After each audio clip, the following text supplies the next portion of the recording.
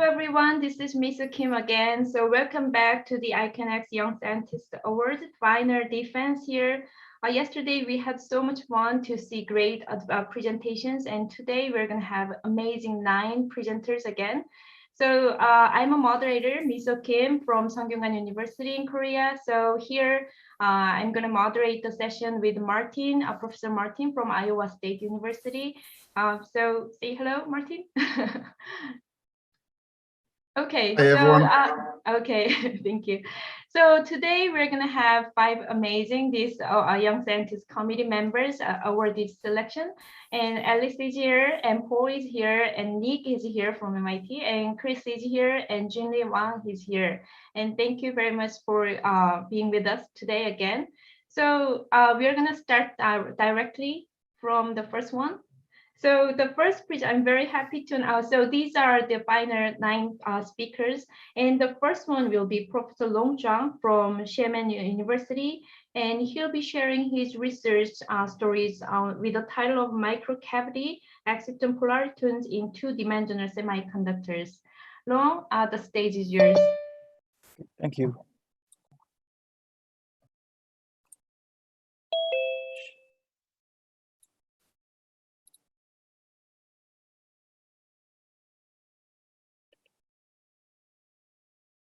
Okay, can you see my slides?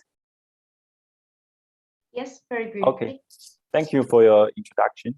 Hello, everyone. My name is Long Zhang. I'm from Xiamen University. I feel great honored to have the opportunity to talk about what we are working on. Basically, a quasi-particle called microcavity exciton polaritones, specifically in a 2D semiconductor platform. So I will briefly talk about what are microcavity polaritones first. Assume here is a conduction. It's a band structure of a semiconductor. If you shine a photon with an energy higher than the band gap, then the electron will absorb the photon and go to the conduction band, leaving the positively charged hole in the valence band. And the electron hole will bond together to form a neutral particle called exciton. So exciton will emit the photon again. If we put the system within a microcavity, see 2 silver mirrors, the photon will be reflected back and reabsorbed by the same exciton. So this process can happen continuously until the photon goes out of the microcavity. And the energy will be exchanged back and forth periodically between exciton and the photon with the frequency we donate as omega. So this phenomenon is called Rabi oscillation. If the omega is large enough, you can imagine that we cannot tell at one moment whether the state is at the exciton or photon anymore. Instead, new eigenstate called exciton polaritones are generated with the energy separation called Rabi splitting. So the new eigenstate can be well described by the coupled oscillator model.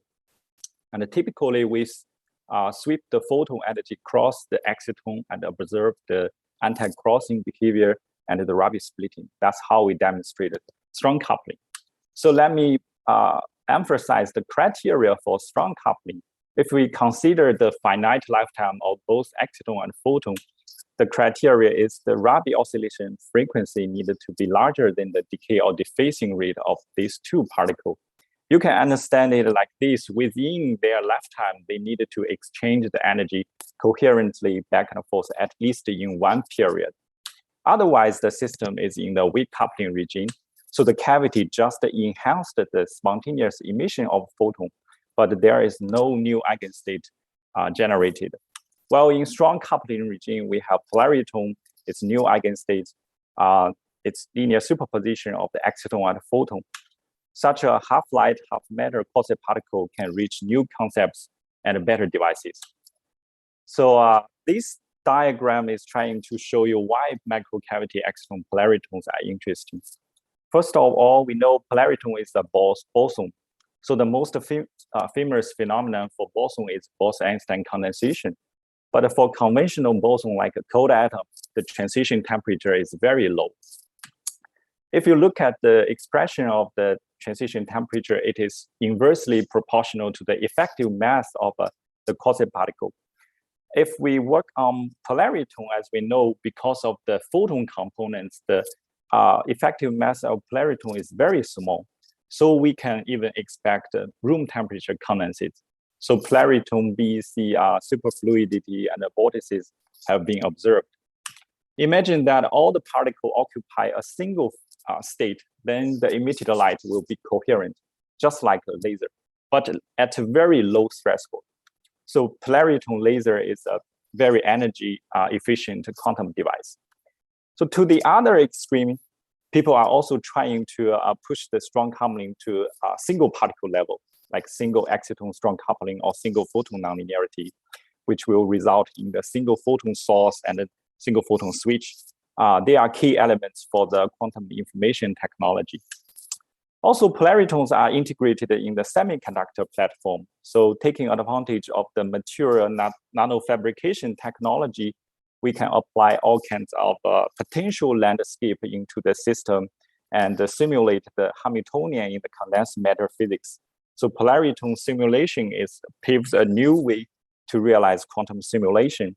For example, if this is a polarity tone graphene, we can detect the topological edge state using the photonic method. And the polarity tone has finite lifetime, so non-Hermitian physics can also be studied in the system. Overall, polarity tone integrate coherence, nonlinearity, symmetry, and non-Hermitian into a single platform. So that's why more and more people are interested in it.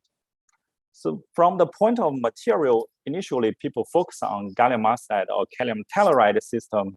But due to the very small bonding energy of the exciton, those devices can only be studied at a low temperature. Then people move on to find a new system like a wide band gap semiconductor, organics, or perovskite. These support room temperature exciton. And in our group, we are interested in another platform, single layer transition metal dicoxinide, or you can call it a 2D semiconductor. They also support room temperature exciton because from 3D to 2D, the reduced dielectric screening effect will give you very large exciton bonding energy. And also they integrate the spin valley locking effect and can be, because they are van der Waals semiconductor, you can put it on any optical structure. And people have already demonstrated strong coupling of various optical structure with monolayer exciton. And in our group, we try to use the photonic crystal, which is very powerful to manipulate the photon state and of very high quality. It's just a simple 1D grating. As you can see, if we put the monolayer TMD on the top of the grating, the exciton state crossing the photonic bands, resulting in the upper and the lower polarity branches and the clear Rabi splitting. Then we move on to the heterobilayer system. Why we are interested in heterobilayers? First of all, if you stack two TMD together, in addition to the intralayer exciton within a single layer, we get additional state, we call it interlayer exciton, with the electron and hole separated into two different layers. So interlayer exciton has longer lifetime, long range dipole-dipole interaction, and a strong interlayer coupling. So those effects will be imprinted to polarity tone states using the strong coupling effect. And also from the top view, you can see if we stack two honeycomb lattice, they will result in a larger superlattice. We call it a Mori lattice. So Mori lattice will manipulate the dimensionality of exciton and induce a versatile lattice symmetry. And also condensed matter physics experts are very excited about the flat bands in Mori lattice because they can study strong correlation phase. So we hope that the combining Mori superlattice with strong coupling effect, we can integrate those effects into polarity tone states. But everything needed to be started with the band alignment if you work on the heterobilayer. So if you look at the theory results, if you pick any two of the 2D material, they will form mostly this type of type 2 band alignment, electron hole from different layers. So as we talked about previously, interlayer exciton, electron hole separation, resulting in a much smaller overlap between the wave function. So the interlayer exciton oscillator strength will be much smaller than the monolayer one. such a small oscillator strength cannot reach strong coupling with current cavity. But such a type 2 band alignment can create the population inversion for the conventional lasing mechanism. So you create a monolayer absorption, and they can transfer to another layer and reabsorb, recombine, and emit the light at the lower energy level. So this is a 3-level system. And we demonstrated that with such a heterobilayer using interlayer exciton as emission gain, they can create a nano laser. So we continue to find a strong coupling system. We are inspired by the conventional gallium arsenide system. As you can see from the dashed line, initially they are also very offset. But if you apply the gate voltage, the electric field will tune the band. Eventually, the band will be aligned and the electron can tunnel across the quantum well. Then the indirect band and the direct band coupling can happen. We look more carefully about the band structure. We find there are 2D material that their conduction band are almost degenerate. So we fabricated the sample, we checked the monolayer, here is the exciton absorption. We add another layer. Because of the conduction band hybridization, we can see the single exciton split into 2 hybrid excitons. So with that, it's easy to expect if we put it into a microcavity, strong coupling can happen. Let's see, the 2 hybrid excitons cross the photonic band, resulting in the 3 new eigen branches. So we call it Mori polaritons. So it can be well described by the 3x3 quantum matrix. And we double check the monolayer one. It's just the previously talked about the upper and the lower polariton branches. So what's more interesting is that we found the Mori lattice can actually enhance the nonlinearity of polaritons. So the key evidence is that the Mori exciton will saturate, here we use the oscillator strings as a function of the density. It will saturate much faster than the monolayer exciton. You can understand it like this. If you have a quantum well, the saturation density is determined by the Bohr radius. But if you cut them into quantum dots array, so each dot can only be occupied by a single exciton. In that case, they will saturate much faster. So if the oscillator strings is more sensitive to the density increasing, then the polariton eigenstate will be more sensitive. So the nonlinearity is highly enhanced. Okay, in summary, I would like to summarize my talk. I hope I give you a clear picture of the microcavity exciton polariton. And we briefly talk about the monolayer system. And then we use 2 different band structure. One is type 1, the other is the hybrid structure to integrate with microcavity. And they can result in different coupling regime and different devices. And then I would like to thank all my collaborators.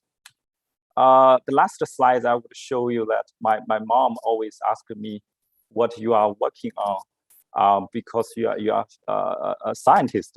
So I talk to her about the strong coupling. She doesn't know about it. I just show my hands and tell her, okay, you give me the magic to work on the strong coupling. It's the anti-crossing almost agree well with the first strong coupling paper in this year demonstrated by Professor Arakawa. Okay, thank you for your attention. I'm ready to take any questions. Okay, great. It's very impressive. Okay, time for questions, committee members. Very nice talk. I would like to get a sense of why 2D materials in your case, and what will be the issues of for example the fragility of the materials under elevated temperature, laser pump. What do you see as a pathway forward beyond the current demonstration of condensation? Yeah, sure. I actually I replaced the outlook with my funny picture. So I think for 2D material, for sure, I think mostly people are using the mechanically exfoliated sample because of the much higher quality. And the CVD sample is still suffering from the inhomogeneous broadening. So that's the biggest challenge in the field still, because the decoherence rate is still very strong. So in 2D semiconductor, I think in this year, there are two groups, they already demonstrated some feature of polarity tone lasing. And we are encouraged by the result. We hope to further increase the sample quality, for example, encapsulate them with boron nitride, and also try to use some other cavity structure that is more comfortable with the 2D material, for example, the open cavity structure. And we can further improve the sample quality. We hope we can see some like a quantum nonlinearity. Right now, most of the system is still far from the quantum region. And also the Mori lattice is just like a cold atom in the optical lattice. It can provide a very powerful platform to study the quantum simulation like a Bose-Hubbard band, but it is in a solid state platform. So decoherence is still the biggest challenge, as you mentioned, but hopefully we can solve it. Thank you. Okay, probably one more brief question. Mark? Sure. Yeah, quick question. Okay, go ahead. No. Go ahead, Max. Okay, a quick question. How does the carrier density or the filling of the states affect the phenomena you see in addition to the Mori potential? Because I don't remember seeing you talking about gate voltage dependence. Oh, we haven't applied voltage yet. So this sample is actually naturally, the conduction band is naturally degenerate. We don't need to apply voltage to tune the band like the conventional semiconductor. So, but that's what we want to do next, because with the voltage tuning, we can actually tune the hybridization. Yeah, that's what we want to do next. Okay, good. Since time's up, so we'd like to move on. Thank you so much, Long. Thank you. So Martin, it's your turn. All right. Thank you. Our next speaker is Akka Majumdar from University of Washington in Seattle. He's going to be talking to us about hybrid nanophotonics for ultra-low power optical information processing and sensing. Akka, the floor is yours. Yeah, thank you. You can see my slide and can hear me? Yep. Okay, great. Hello, everyone. My name is Akka Majumdar from University of Washington, Seattle. First, I'd like to thank the YSA selection committee for selecting me in the final round and giving me an opportunity to tell you about my research vision.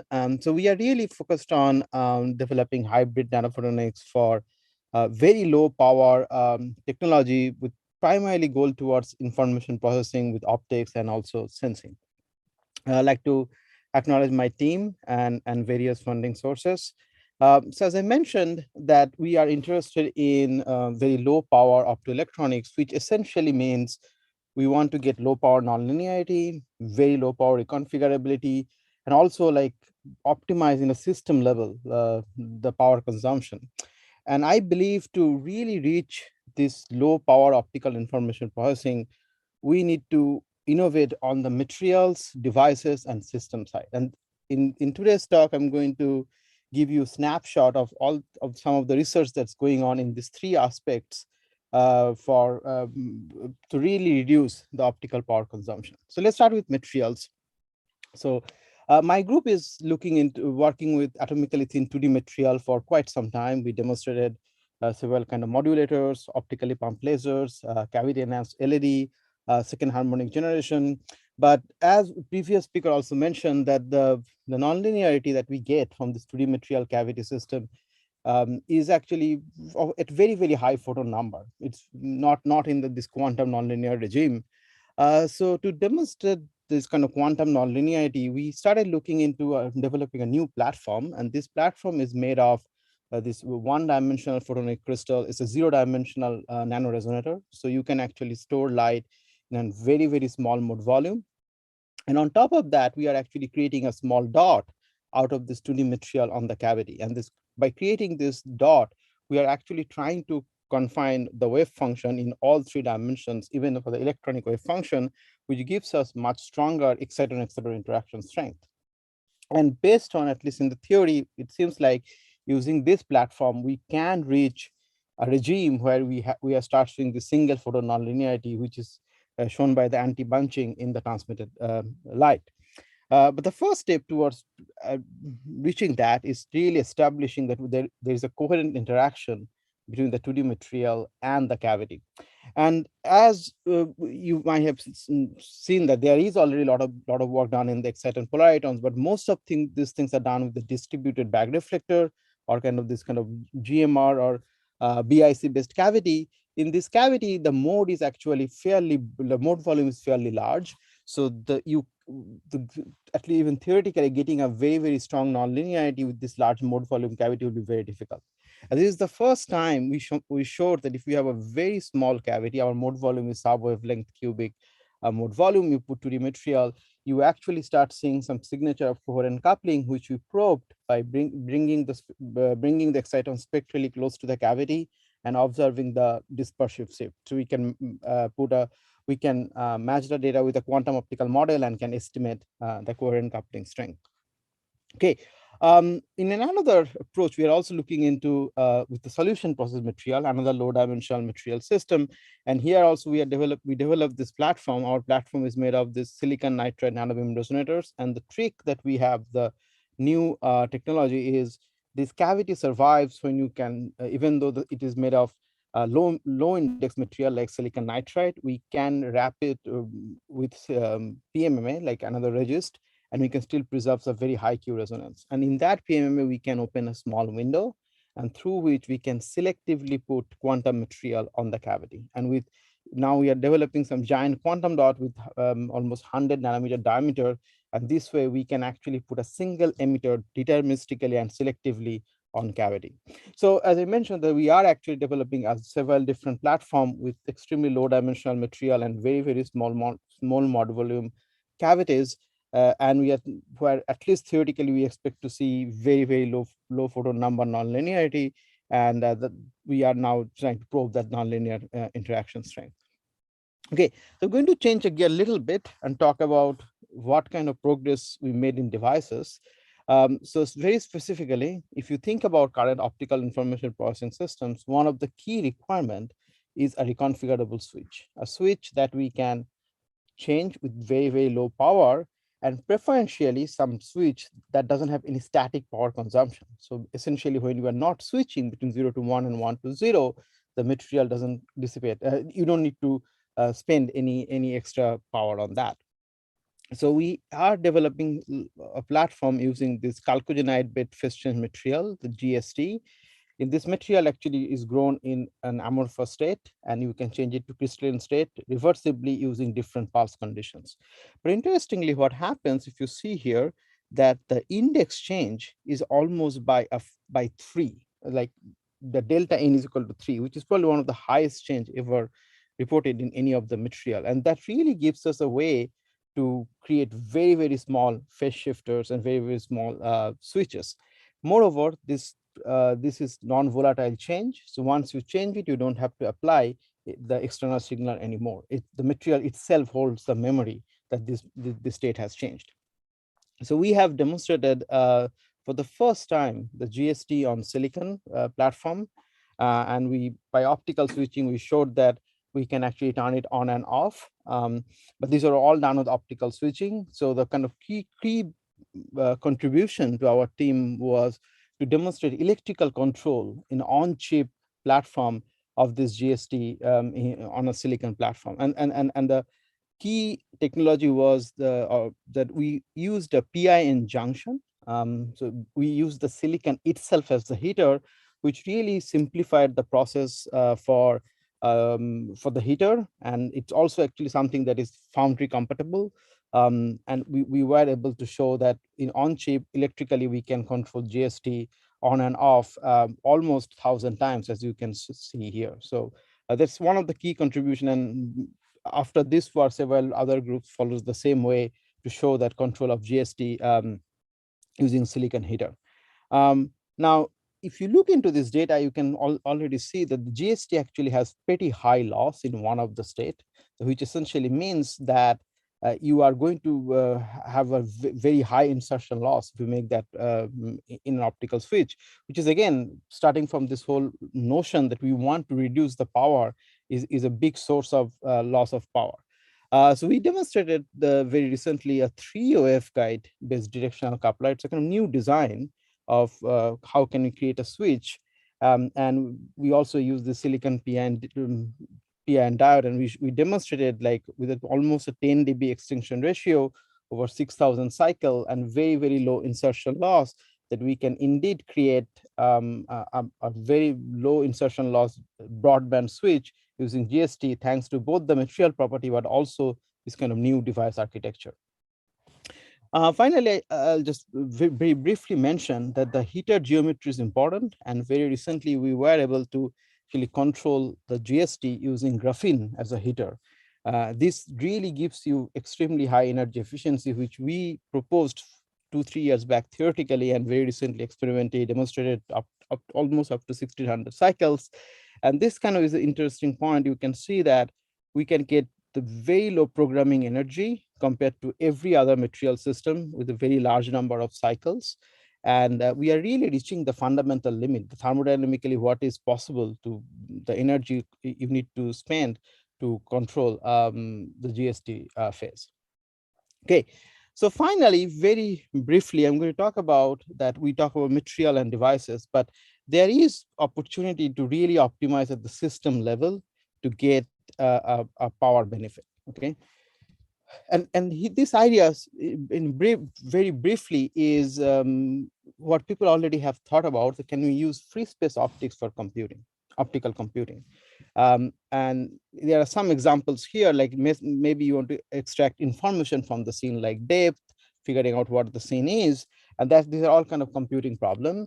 And can we use free space optics, like kind of Fourier optics, to do this optical computing? And this, as I said, these people have thought about it. What our new approach has been is we don't want to do the whole computing using the optics alone, because that becomes too much challenging. So is it possible to use optical front end and a computational back end together to do this computing? So optical front end will bring us to an intermediate stage, and then the computational post-processing will take it from here to the actual ultimate output. And the whole goal is to reduce the energy and latency together for this whole computing systems. So we can use inverse design technique and computational design techniques to design this optics, or in this case, we are actually developing this what is known as meta optics. But also we can co-optimize the optics and computation using a computational algorithm. And to that end, we developed over the last 3-4 years a computational framework where meta surfaces or this meta optics, the physics of the meta optics can be captured in a deep neural network model, and we can create a whole automatic differentiation based pipeline where we can optimize both the meta surface and the computational backend. And we very recently, we actually demonstrated this for imaging perspective. And many of you probably know that a single meta optics actually has very strong chromatic aberration, and it's for any diffractive optics. And the image quality of these things remain significantly worse. And this is the first time we believe that the image quality is coming comparable to a refractive lens. So this bottom row you can see is a 6-lens compound optics. Top row is a meta lens, and we are getting this kind of very high quality imaging really thanks to this co-optimization process. So this co-optimization process can be used also for optical computing, which is really what our goal is. And if you think about this essentially, instead of this linear, nonlinear, linear, nonlinear, this kind of the model that deep neural network follows, like in software, we are trying to get all the linear part or significant amount of linear part in front and the software in the back. Okay, so that's kind of the basic difference between that we were thinking about why it behaved like an optical computing. And we had some interesting success. If you start with one fully connected layer and hyperbolic tangent nonlinearity, so this is actually very, very weak electronic backend, which gives us only 60% accuracy, but using a meta optics, we can get up to 95% accuracy. And here we expect to get almost 100 times energy efficiency and 10 times speed enhancement. I would like to point out we are doing everything with incoherent light, so we can just do with the ambient light. We don't need to create any lasers, so we don't spend any extra power on that. We can also start thinking about nonlinear activation, and we recently demonstrated that by thermal atomic vapor, we can get nonlinear operation almost pixel by pixel for neural network, and we can get an enhancement in the efficiency. So I think kind of I'm going to summarize saying that the low dimensional materials and resonators can indeed provide, we developed this platform and we think that we can reach to very, very low photon number nonlinearity. The devices, as I said, the reconfigurability with fishing material can give you extremely low loss, and also system level optimization can give you extreme energy efficiency. And I'm just going to spend like maybe last 10 seconds talking about that. My take on optical computing is we are in a very interesting time where optical computing is coming back. And whenever we go to any of the workshop, right, we keep on hearing about different technology. We are trying to make the world's best optical computer, but we have to remember that we have to really do better than the electronic computer. And the electronic computer is really powerful. It comes with software. So we really have to think about exactly what applications where optics can really shine, and hybrid approach can be really beneficial if designed properly. And reconfigurability, I think, is a somewhat solved problem, but nonlinearity is still unknown, and we have to think about how to solve it. So, and that's kind of what I want to spend my future work on. Thank you. Thank you very much, Akka. So it's time for question. I just have a very quick and short question, but first, let me congratulate you on your very impressive results. In the beginning of the talk, you mentioned giant quantum dots, but normally when you make something giant, the quantum effects disappear. So what are these giant quantum dots, and how do you make sure they keep their quantum properties? So this is actually, basically, it's a 3 nanometer quantum dot. So it is still same quantum dot, and then you just add some extra padding. So you use some extra oxide shell. Those are just to make it size bigger, but your quantum property is still in this 3 nanometer. And the reason we are making it such that we can lithographically create a hole, and we can deterministically position one of them. So the quantum dot is still just 3 nanometer. You just have like extra padding to make it bigger. Okay, that's not much clearer. Thanks. Yes. Yeah. All right. So I'd like to follow up on a question related to phase change materials. It's very impressive that you are able to reduce the insertion loss, but GST is also known that the phase stability is an issue, in particular for the amorphous phase. Could you please comment on that? So we are doing binary switching. We are not doing quasi-continuous tuning. And we have seen that if we change this material, we can keep it at least for a month that we have tested. We have not tested after the month. I would point out here that these materials has to be extremely well encapsulated. And this took us like almost 3 years to figure out what kind of encapsulants we need to really make it stable. So there are a lot of kind of material research that went in. And recently we are actually started working with Intel to put this material on their silicon. So that's something that we are part of an Intel center. And it's possible to make it stable, at least what we understood, if you're doing binary switching. A lot of people are thinking about the quasi-continuous switching, like partial crystalline. Reaching those states with electrically is not very reliable. So we are just focusing on binary switching. And also with top of GST, we are looking into also other material like SBSE and SBAS, which I did not really talk about. Those materials are to be much more unstable than GST. Yeah. Thank you. Very good. In the interest of time, I'm going to switch over to Miso. Thank you. Okay, so thank you, Martin. So our next speaker is waiting for us here. Okay, so Professor Sang-tae Kim will be our presenter. Professor Sang-tae Kim from Hanyang University, Korea. And the title of his presentation will be Stress Electrochemistry Coupling for Energy Applications. Sang-tae, the stage is yours. Wonderful. Thank you for the heartful introduction. I hope you can now hear me as well as seeing my screen. So my name is Sang-tae Kim from Hanyang University, Korea. And it's truly my honor to be able to present some of my work for the iCANX Young Scientist Award. The title of the talk is Stress Electrochemistry Coupling for Energy Applications. So when an electrode in an electrochemical system is under stress, either in the form of tensile or compressive stress, the electrode can possibly change the thermodynamic potential, atom or ion diffusion, or even alloy compositions depending on the stress level. I have been deeply interested in this effect and have been trying to utilize this as well as study these effects and utilize them for mechanical energy harvesters, hydride-based hydrogen storage systems, and possibly some other solid-state batteries or energy harvester applications. So I would like to introduce some of this work, mainly on the mechanical energy harvester work that I have done. And if time allows, I will briefly introduce the hydrogen storage work, as well as other ongoing current research projects. So mechanical energy harvesters in the traditional term would be harvesting fluid motion for useful work. And in the modern era, it would be more like harvesting human motion or vibration into useful electricity. There are a couple of existing energy harvesting solutions, including piezoelectric generators or triboelectric generators. And we are looking at the current generated from these devices. And we notice that the current are generated for a very short amount of time.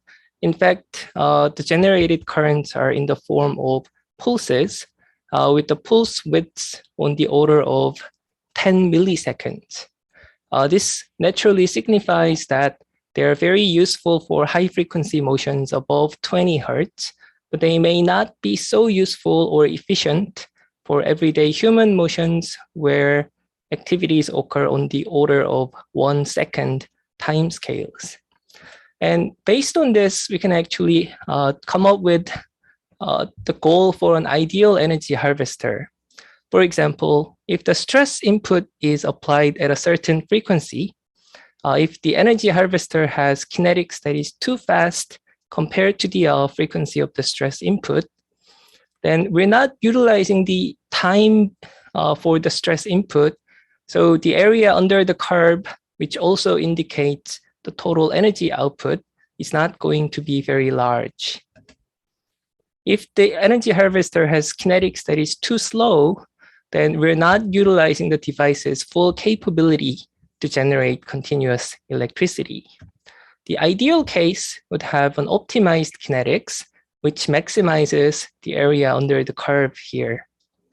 And in order to achieve such optimized kinetics, one should be able to tune both the instantaneous power as well as the power duration, which is indicated by this peak width or peak width here. But as far as I know, there was no energy harvester that's capable of tuning this power duration. So I was deeply interested in solving this problem and came up with an electrochemical generator that looks like this. So the device essentially looks very much like a conventional lithium-ion battery. It consists of 2 electrodes sandwiching a layer of electrolyte here. The only difference is that the electrodes are identical. They're both made of lithium silicon alloys. And when we bend this device, the electrode interior to the curvature will be undergoing compressive stress as indicated by this red color here. And the electrode exterior to the curvature will undergo tensile stress as shown here. If we think about lithium ions inside the electrodes, lithium ions inside the compressed electrode will suddenly feel uncomfortable behavior because I am under compressive stress. So they will be migrating towards more comfortable, spacious tensed electrode on the opposite side. Because lithium ions carry charge, electrons will flow through the external circuit in the same direction. Therefore, we can harvest electricity. So I decided to fabricate a demo device that looks like this with PDMS substrate. And let's look at the device actually generating electricity here. Let me change the pointer option.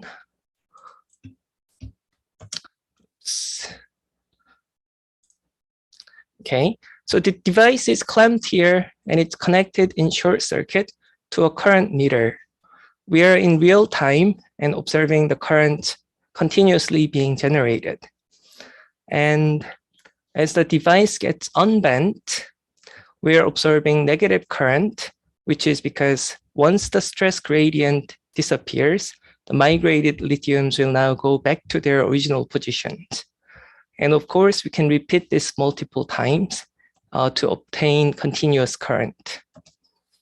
So when we look at the short circuit current that's generated, we are looking at bending current peak in the positive direction and unbending current peak in the negative direction.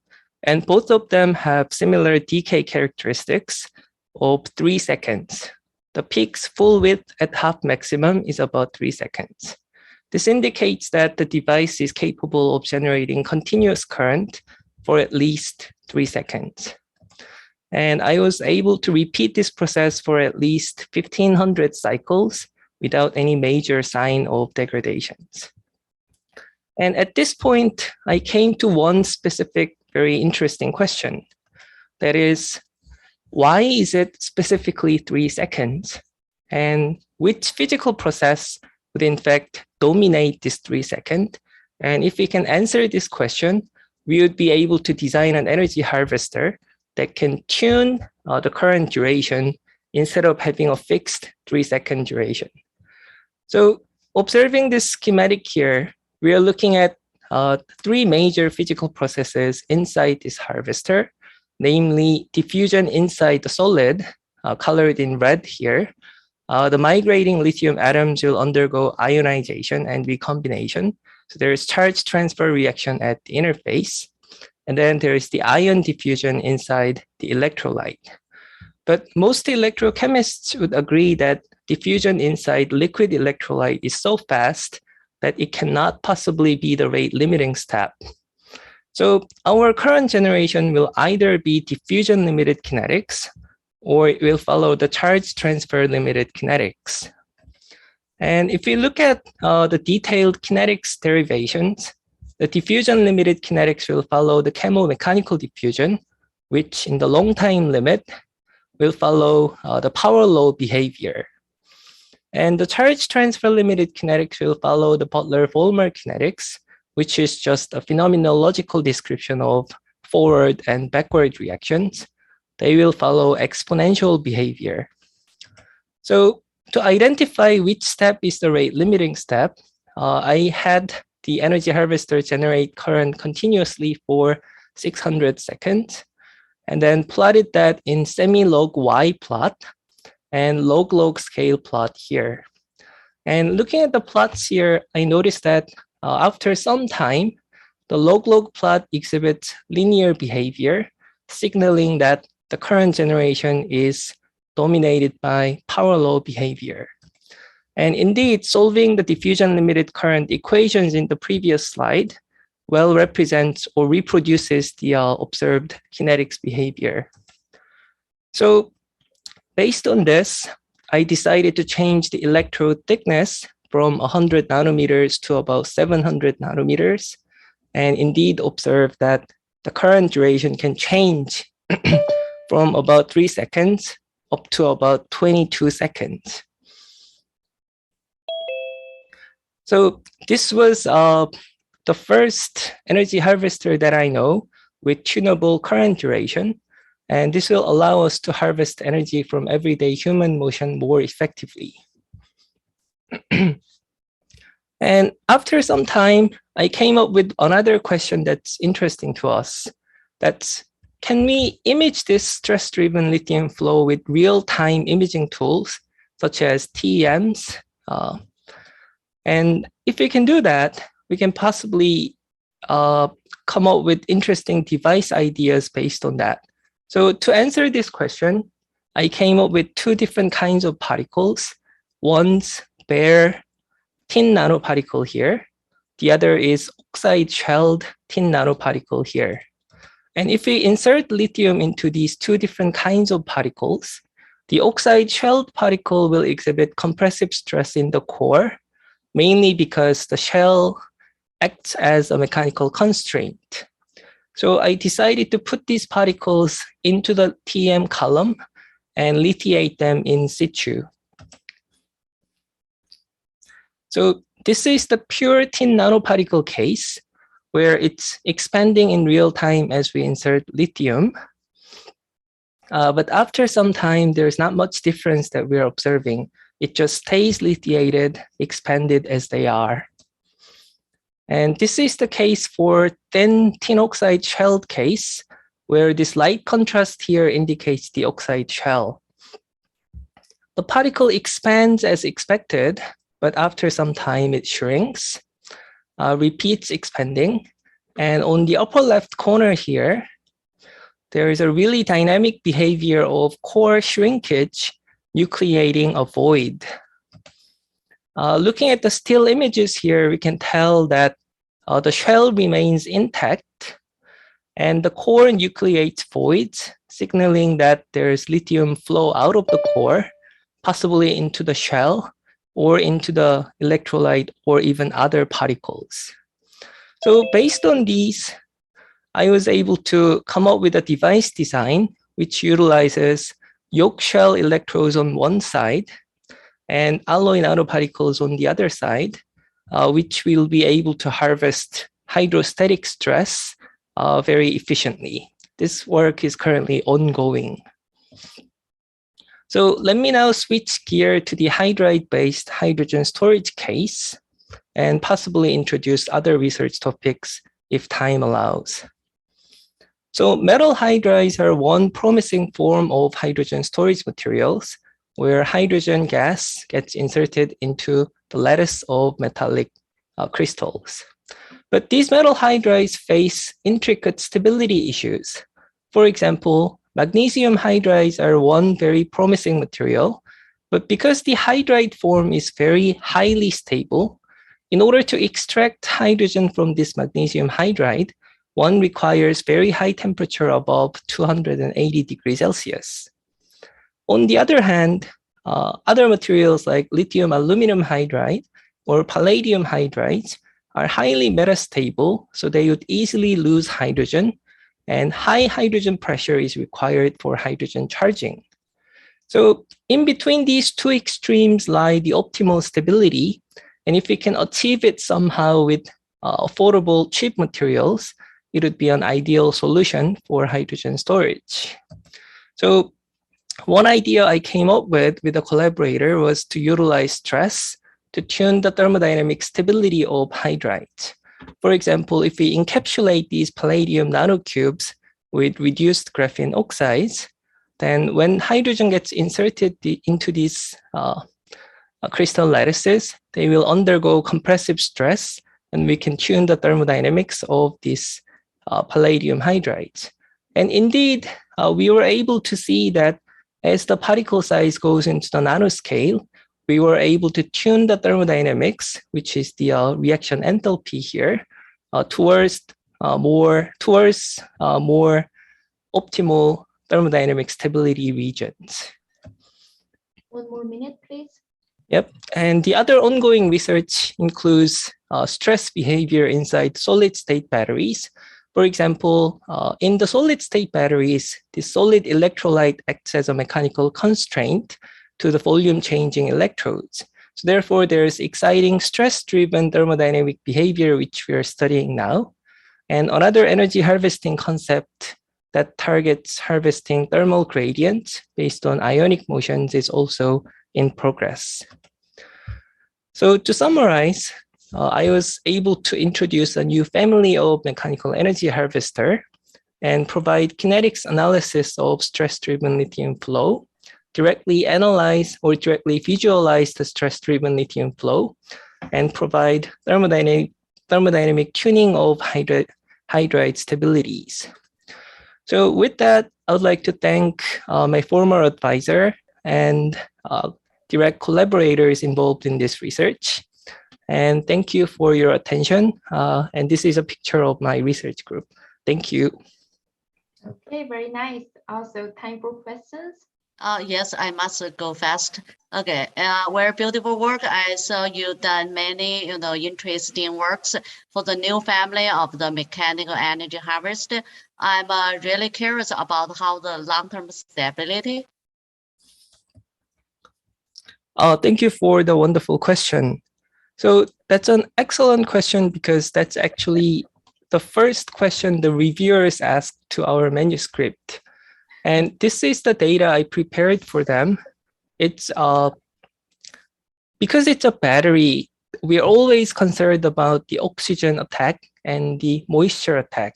But as long as we can provide sufficient encapsulation capability, we are looking at 1,500 cycles. And in fact, I went through many more thousands of cycles, but there was no major sign of degradation in the current output, which is the capability to generate electricity.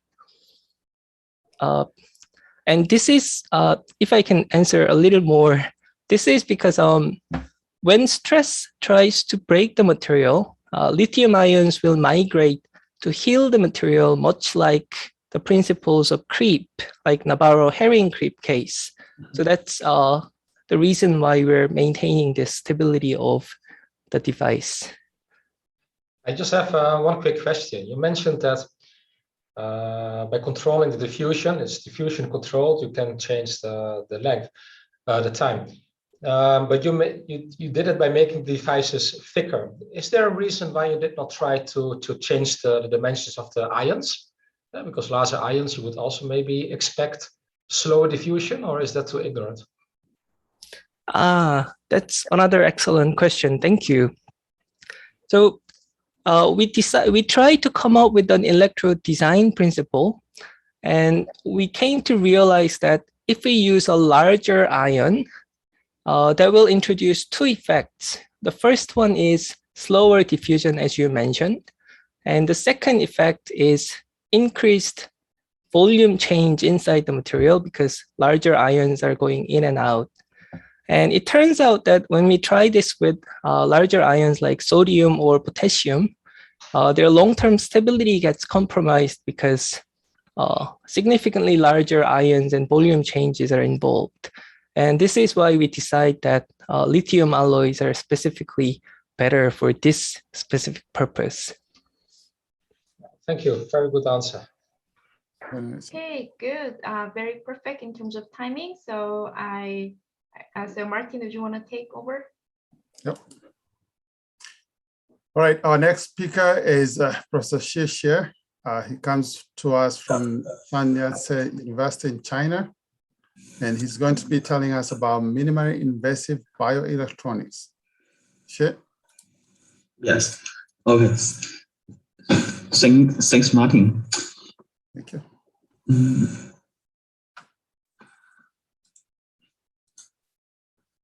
Hello, everyone. I'm Xie from Sun Yat-sen University. It's my honor to share my work. The topic of my talk is minimally invasive biosensing. Here is the introductions of myself. Currently, I'm a professor in the State Kit Lab of Electronic Materials and Technology at Sun Yat-sen University. I attained my PhD degree in the Department of Material Science at Stanford University and finished postdoc training in the Lingo Lab at MIT. I'm also an adjunct professor at the affiliated hospital in our institute, where I'm leading interdisciplinary research of electronic devices and biomedicine. My research area focuses on biosensing. In the past decades, many advanced biosensing technologies, such as biochip, cellular sensor, and wearable devices, have contributed to the development of basic science and clinical research. Here is there's a lot of important biological information inside the body or cells, but many biosensors only measure biological information outside the body, not cells. It's very difficult to detect biological information in vivo or even inside the cell because the skin layer and cell membrane can be easily damaged. We propose minimally invasive biosensing technology based on microneedle arrays as the core structures. The microneedles could penetrate the skin layer or cell membrane and detect information in tissues or cells. The key technology of our device consists of 3 aspects. The first aspect is the dedicated fabrications of microneedle arrays and sensitive modulus on the microneedle surface. The second aspect is the efficient penetrations of tissue and cell membrane by microneedles. And the third aspect is the design of miniature circuit systems to support the functions of microneedles. Now let me introduce the first aspect, the applications in vivo. In order to detect biological information in vivo, we need to penetrate the skin in a minimally invasive way. Currently, we are based on microneedle array technology. The needle length is very short, only 500 to 800 microneedles and microliters meters, which allow penetrations of the stratum corneum without reaching the subcutaneous nerve or blood vessels. Therefore, the microneedles can penetrate skin without causing pain and be applied for drug delivery and biosensing. Our lab has developed different methods to fabricate several types of microneedle array, including metal microneedles, nanostructured microneedles, porous polymer microneedle arrays, and soluble polymer microneedle array. Among them, soluble microneedle have a wide range of application for drug delivery. So for drug delivery, we have worked with several medical labs. For example, we use soluble microneedle to release peptide drugs for the treatment of subcutaneous neuropathic pain. We also use soluble microneedle delivery to treat hypertension, subcutaneous tumors, and diabetes. The drug molecule can be encapsulated inside the soluble microneedle tip. Once the microneedle comes into contact with the subcutaneous fluid, the microneedle tip can quickly dissolve and release the drug into the dermis. In addition to drug delivery, we are also focusing on microneedle biosensing. The detections of diabetes has great clinical significance and market potential. Currently, diabetic patients need to use finger stick to measure the blood glucose 3 to 8 times per day. These traditional methods bring a lot of inconvenience and pain to the patients. Moreover, these methods can only collect a small amount of data points every day, which cannot continuously measure the glucose fluctuations. Medtronic and Dexcom have developed continuous glucose monitor called CGM, which use implantable electrodes to measure the glucose in the interstitial space. Implantable glucose electrodes have many technical difficulties due to the requirements of in vivo biocompatibility. The electrode material infused in glucose test drugs cannot be applied in vivo. On the other hand, in vivo implanted electrodes are prone to inflammation and tissue fibrosis, making it difficult to measure glucose in vivo. The commercial CGM also often requires patients to measure blood glucose by finger sticks every day to calibrate the sensor. To address the challenge of implantable electrodes in vivo, we developed an electrode coating method based on weak ionic polymer, which enable implantable electrode to stably measure glucose in vivo for long term. We screen targets coating material from a library of 64 weak ionic polymer based on 2 aspects. The first aspect is that the coating can effectively reduce the information of the electrodes in vivo. The second aspect is that the coating does not affect the sensing performance of the electrodes. From the results, it can be seen that the measured signals of the electrode without coating deviate from the reference glucose within a day. On the other hand, the coated electrode can maintain the stable sensing for a couple of days, meeting the clinical requirements of air within 15%. We further applied microneedle array for glucose sensing to reduce the tissue damage due to long needle-like electrodes. In our latest work, we prepared an integrated system for diabetic sensing and treatments based on porous microneedle ion phoresis. Through microneedle reverse ion phoresis, glucose is extracted from the subcutaneous tissues for detection, and the microneedle ion phoresis can be triggered to deliver insulin to control the blood glucose. In our future work, we will report more integrated systems for diabetic diagnosis and treatments in coming years. Next, I will introduce the second area for cell applications. There are many important intracellular applications, such as detections of cellular action potentials, intracellular proteins, and RNA. However, cell membranes are very thin and can be easily disrupted. The cell size is only in the range of tens of micrometers. Therefore, it has been difficult to bypass cell membrane and detect the intracellular information. We have developed nanoneedle array device that can penetrate the cell membrane to reach the intracellular environment. The nanoneedles are only 200 nanometers in diameter, which is several hundred times smaller than a single cell, and thus do not disrupt the cellular activity.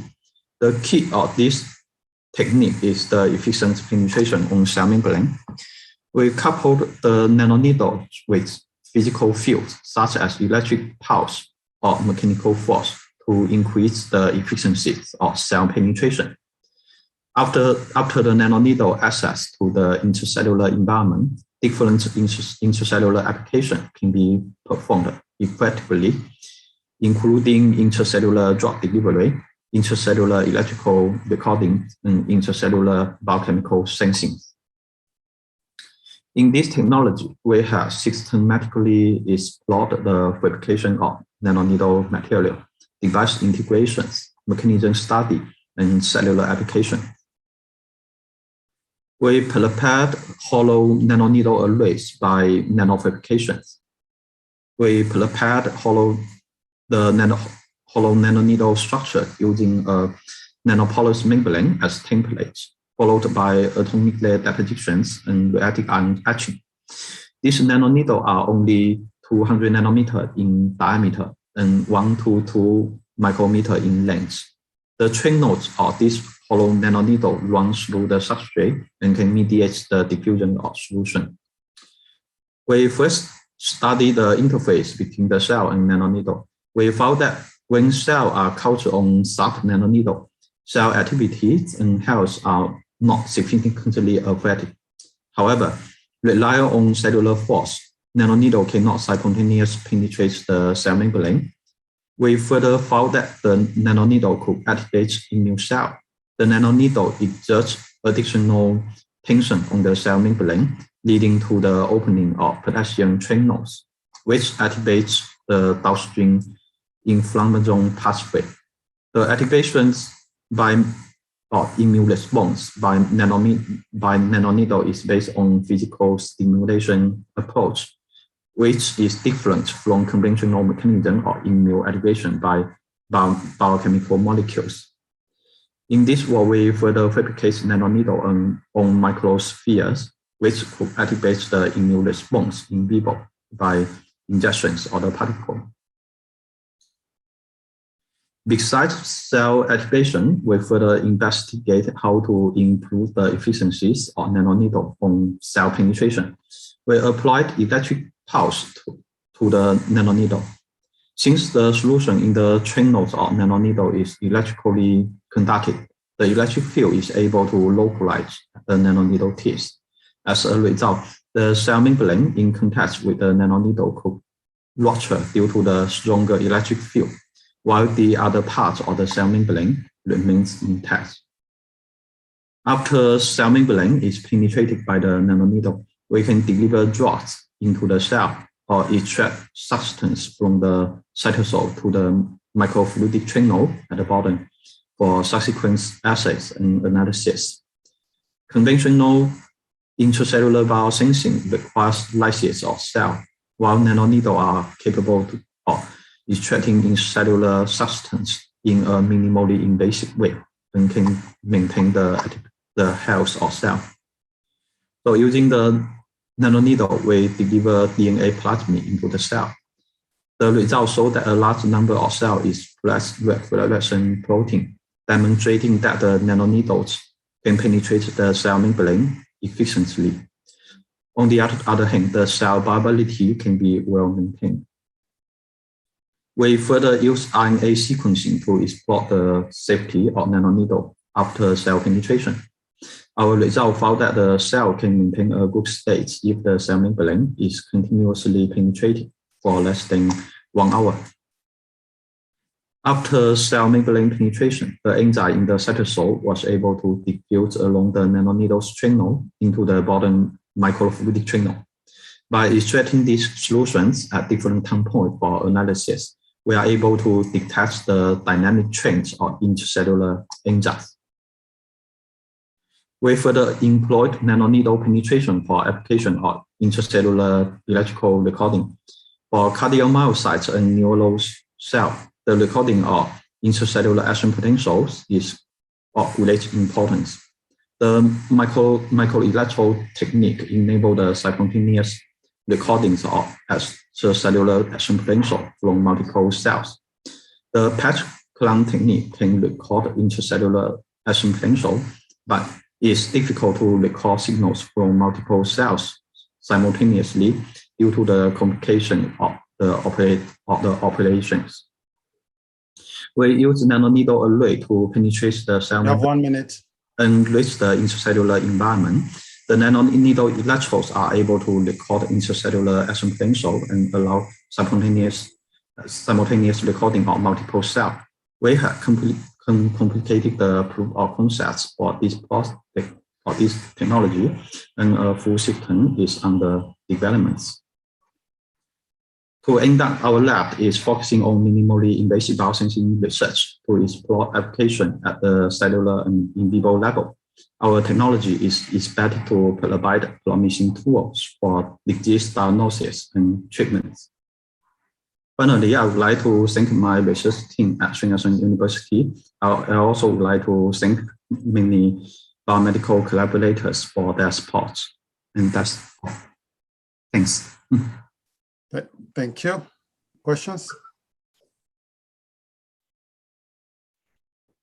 Very exciting. I'm going to get started. Okay. Please. Okay, Nick, go ahead. Yeah, so very impressive work. I'm glad to know that you are able to provide electrophysiological measurement of multiple cells. But as far as I know, patch clamp has also suffered from, say, reproducibility from different, for example, measurements across individual cells. Could you please comment on how you address this issue of, say, variability according to different devices? Yes. So the stability is indeed is issues for this type of applications because the application is highly dependent on the interface of the cell and the electrode. So especially for neuron cell and cardiomyocytes, this type of cell are difficult to culture. So every time if the cell adhere to the electrode well, then you will get very good signal. But if the cell are not in good conditions, you will always get some very messy result. So yeah, that's always an issue. So besides the stability of the device, the cell culture condition is also very important. But for our work, the good thing is that we can record the cell with very great number. For example, like now we can record 64 cell in a single device.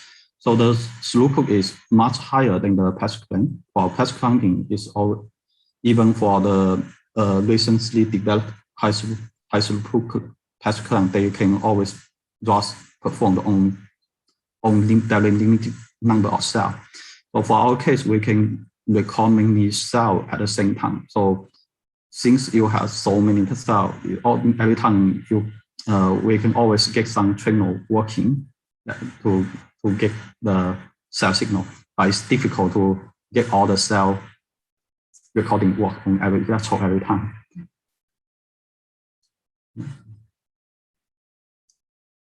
Very good. Yes. All right. I think for the sake of time, I'm going to hand over to Miso. Thank you. Hey, thank you. So now we'll move to Japan. So our next presenter is Professor Tomoyuki Yokota from the University of Tokyo. And he'll be sharing his research with the title of Semiconductor Nanowires for Optoelectronics Applications. So the stage is yours.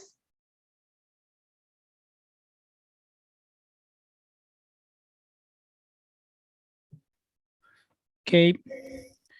Can you see my screen? Yes, perfectly.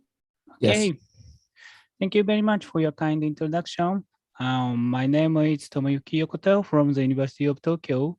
Today, I'm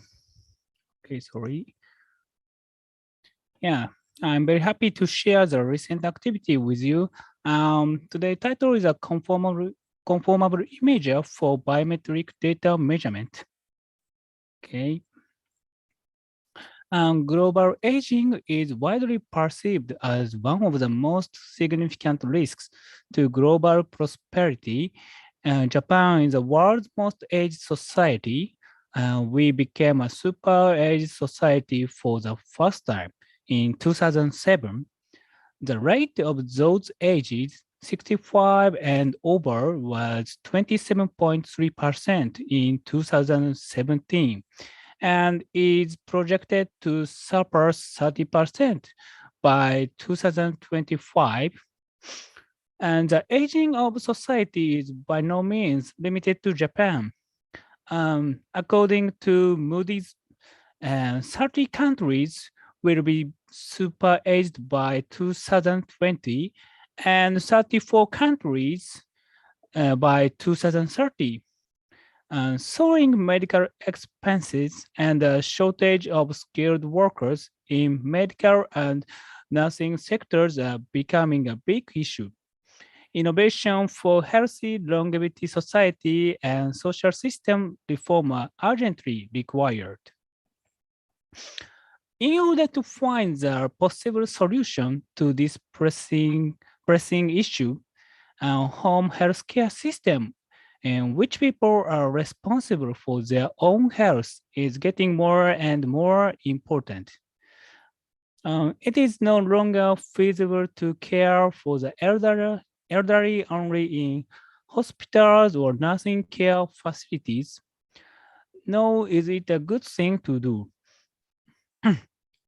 To build a home healthcare system, we need to foster age-friendly accessibility to information.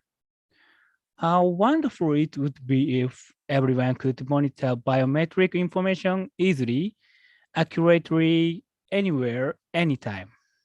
How fantastic it would be if such important information could be accessed smoothly and intuitively. Okay. As you know, the skin electronics has a potential to realize home healthcare system. We can obtain the various biosignal from the skin. There are mainly three signals: electrical signal and chemical signal and physical signals.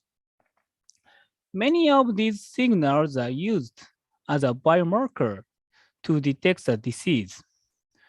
From this kind of circumstance, the skin electronics has much attention. Okay. One of the important research about the skin electronics is epidermal electronics.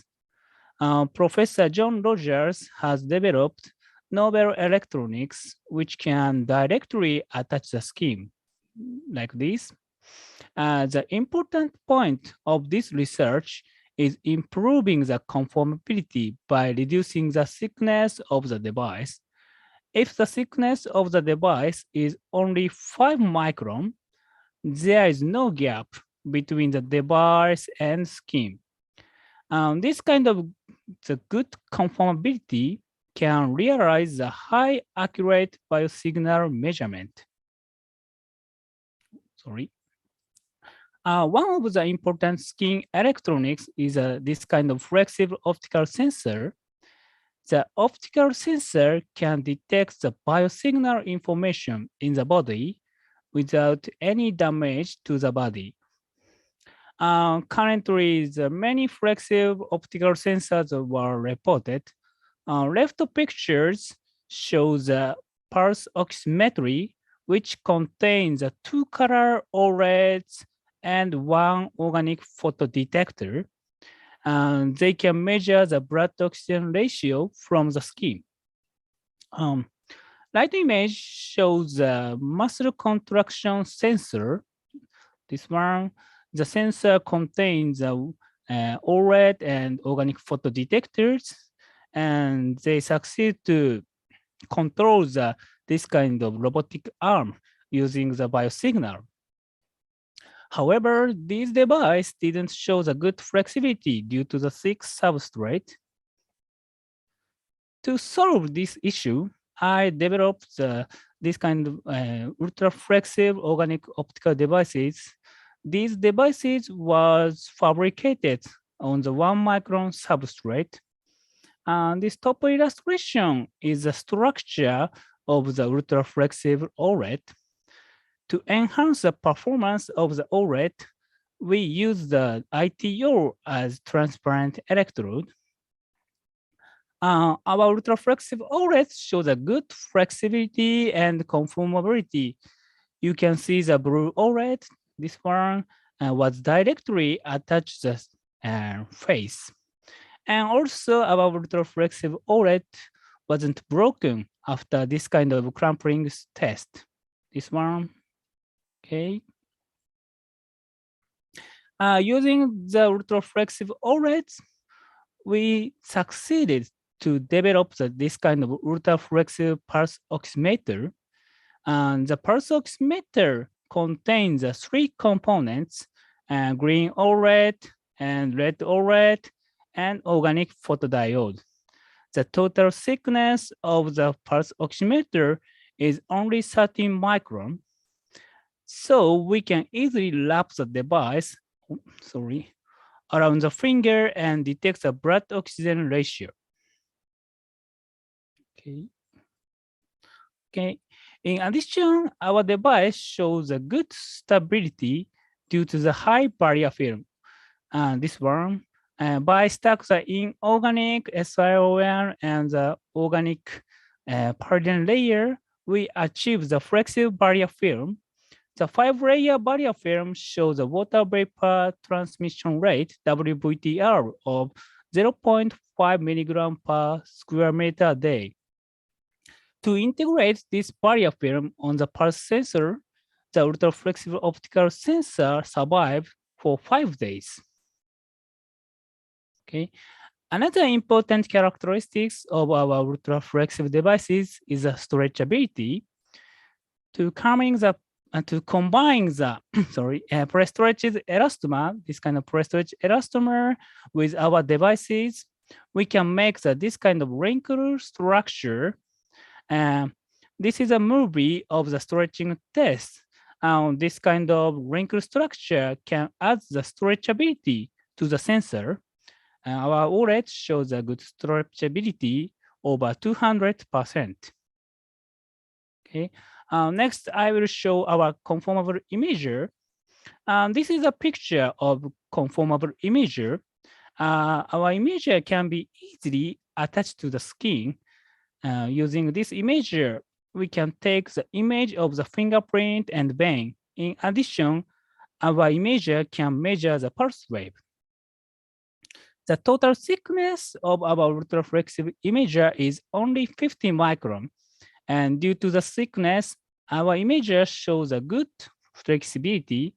The resolution of our imager is 588 dpi, which is enough resolution to take an image of the fingerprint.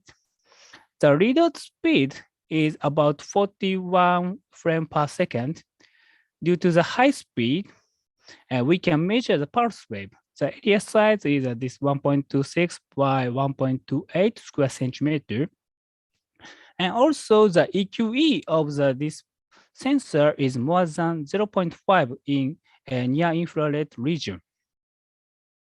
Okay, our imager consists of two parts. One is the imaging part, this part, which was fabricated on the flexible substrate.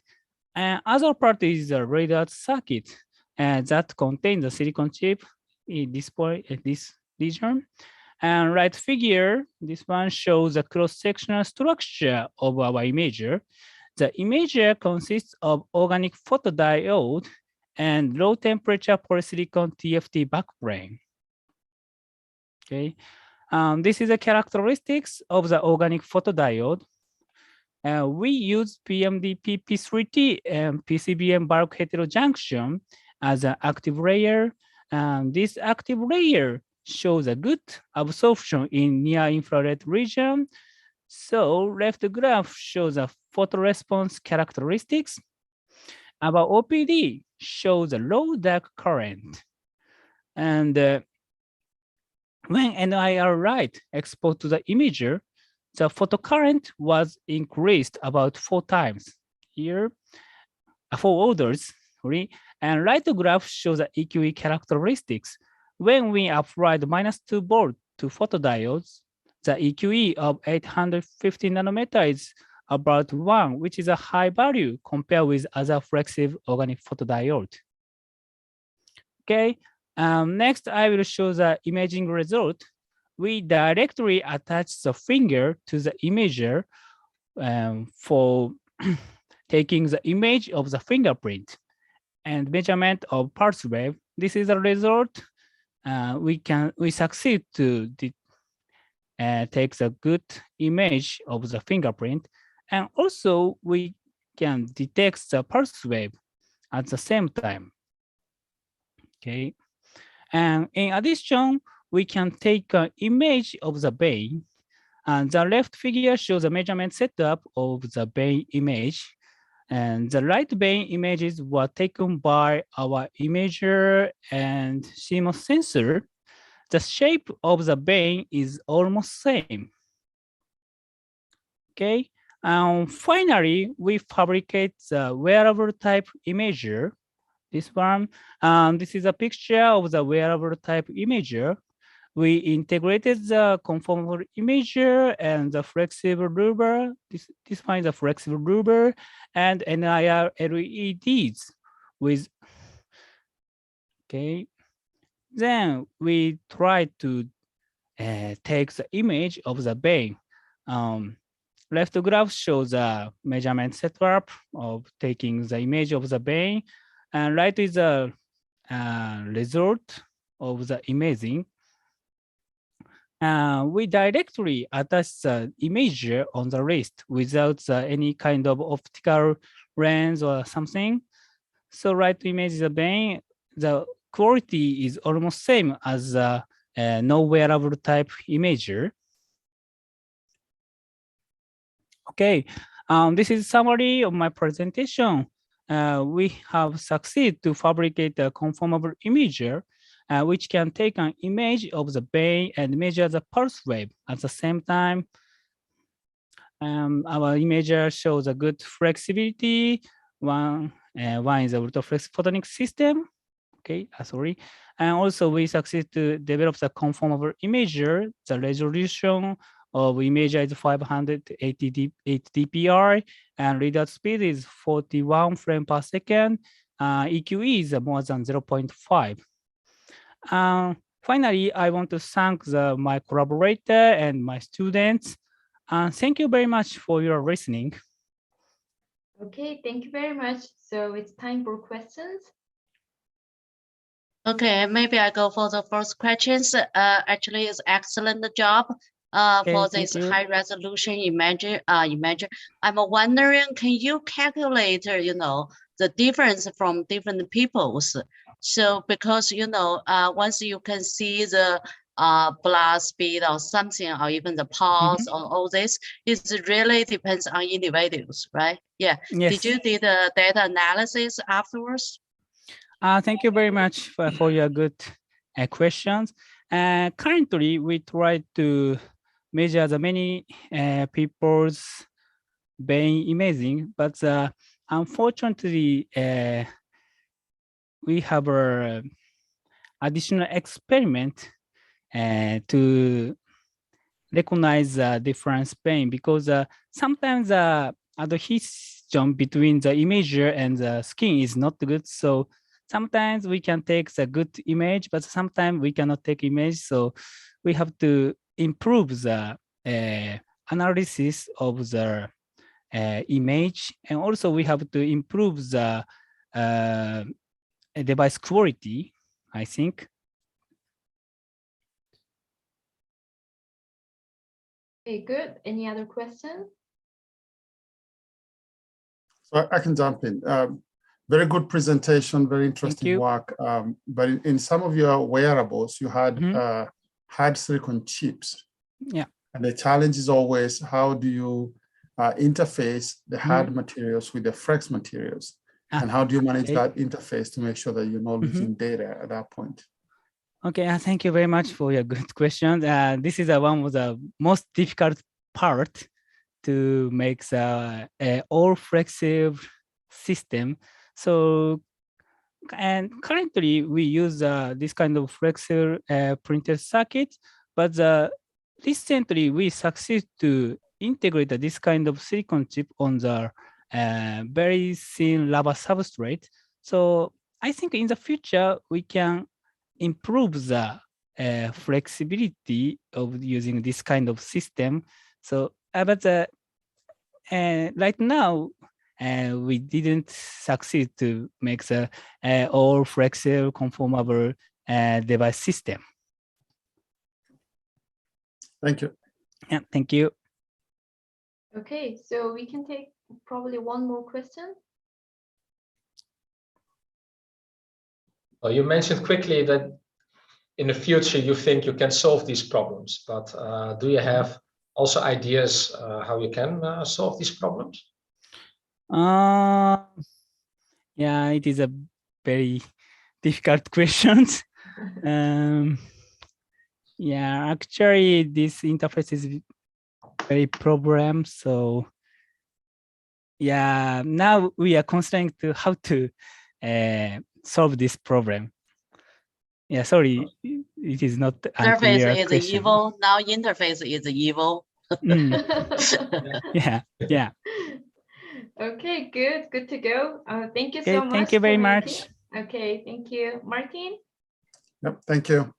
Our next speaker is Shihong Wang, a fellow Midwesterner from the University of Chicago here in the US. He's going to be telling us about materials and device designs in biomimetic polymer electronics. Shihong?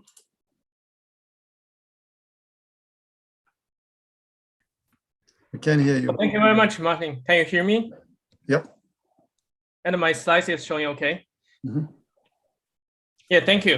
So, and also I'd like to give my sincere appreciation to the organizers and the panelists for giving me this really great opportunity to share a little bit about our research, particularly in developing a new generation of electronics that are built by polymer for achieving different types of biomimetic properties.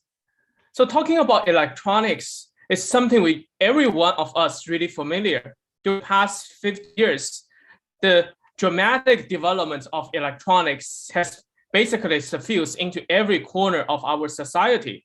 So electronics can help us as a human beings to very efficiently obtain various type of information for our work, life, entertainment.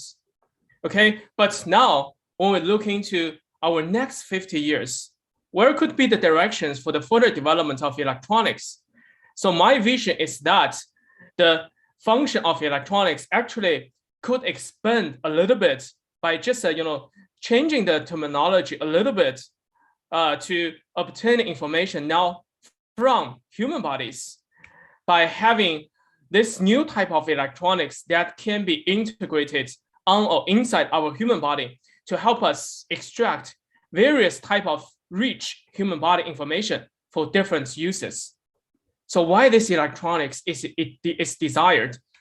So basically, it's largely fueled by the significant and the rapid development of several emerging technological fields. For example, the precision medicine to help each one of us to obtain very accurate information, the individualized treatment, and also Internet of Things, especially for putting our human body onto the internet, as well as human robots, human machine interfacing and teaming. However, unfortunately, the current electronics that are mostly built by rigid inorganic materials cannot provide such a function for the integration, mainly due to the significant mismatch in the mechanical properties, form factors, and the chemical properties with our human body. Therefore, to satisfy this emerging need, our desire is to develop a new generation of electronics that can mimic various types of human body properties so as to achieve the intimate integration and even the seamless merging. So then to achieve this, there are an array of questions to address. The challenge we got started in working on this problem is to address the mechanical mismatch between the electronics and the human body. So if we plot the two major properties, the stiffness and also the deformability of a human body, human organs, and the materials for conventional electronics onto the same spectrum, we can see they are really sitting at two opposite ends. So then why does this matter? Right? Why will this cause a problem? First, it's because, as we can see here, a lot of our human organs are highly curvilinear and also has a constantly generating deformation, local strains all the time. So then this will create a huge challenge for the rigid electronics to conform very well and stably.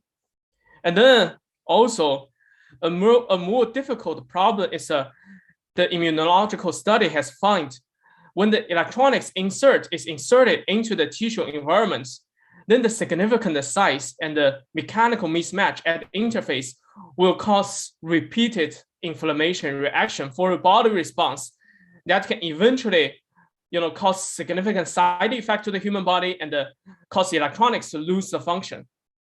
So then our vision for solving this challenge is to impart electronics with a biomimetic stretchability. But then to do this, the first question we ask, what is the main challenge, especially the electronics needs materials? So then we very quickly, and not just us, but it's something that's well known to the field, that's the main material challenge, is the lack of stretchability in any conventional semiconductor, including silicon and polymers. So then the next question we ask at a more fundamental level is what is the reason why it is so difficult to achieve the stretchability on semiconductor? So then we realize that this mainly comes from the different material structures between the semiconductor and the soft elastomer. So for the semiconductor, they usually are built with a highly ordered and closely packed structures to enable the strong coupling between electronic orbitals for facilitating charge transport.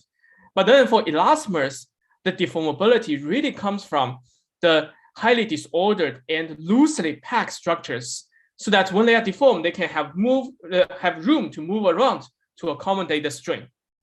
So the central question that sitting in front of us is how can we design a material that can consolidate these two almost opposite designs into one system?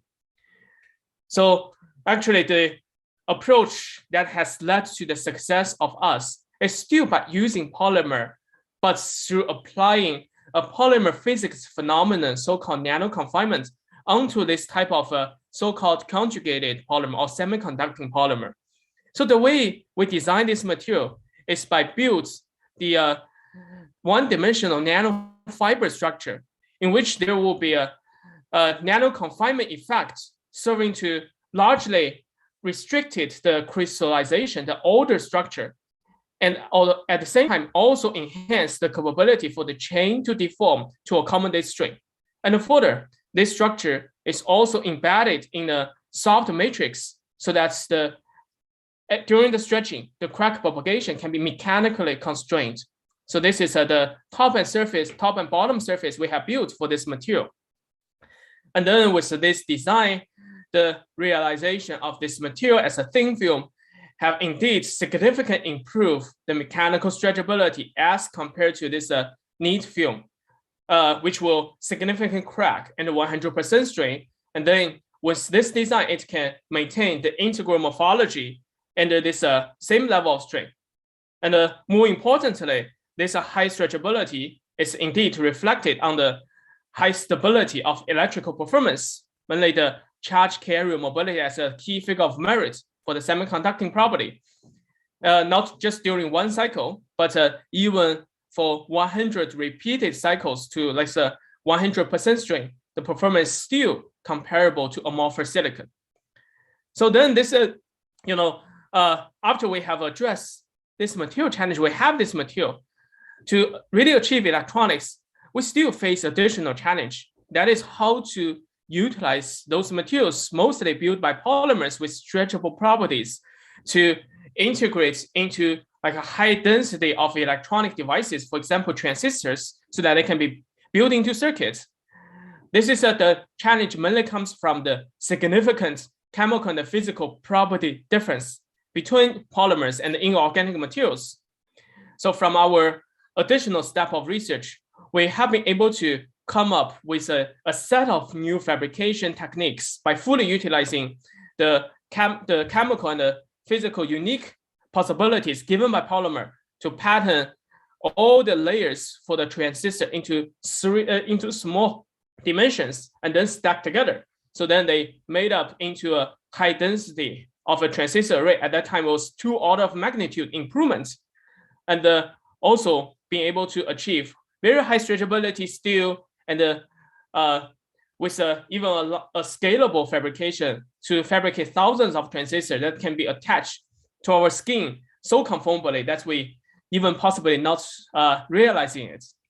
And then this transistor array indeed have significant expand the way the electronics can integrate with our human body to extract information.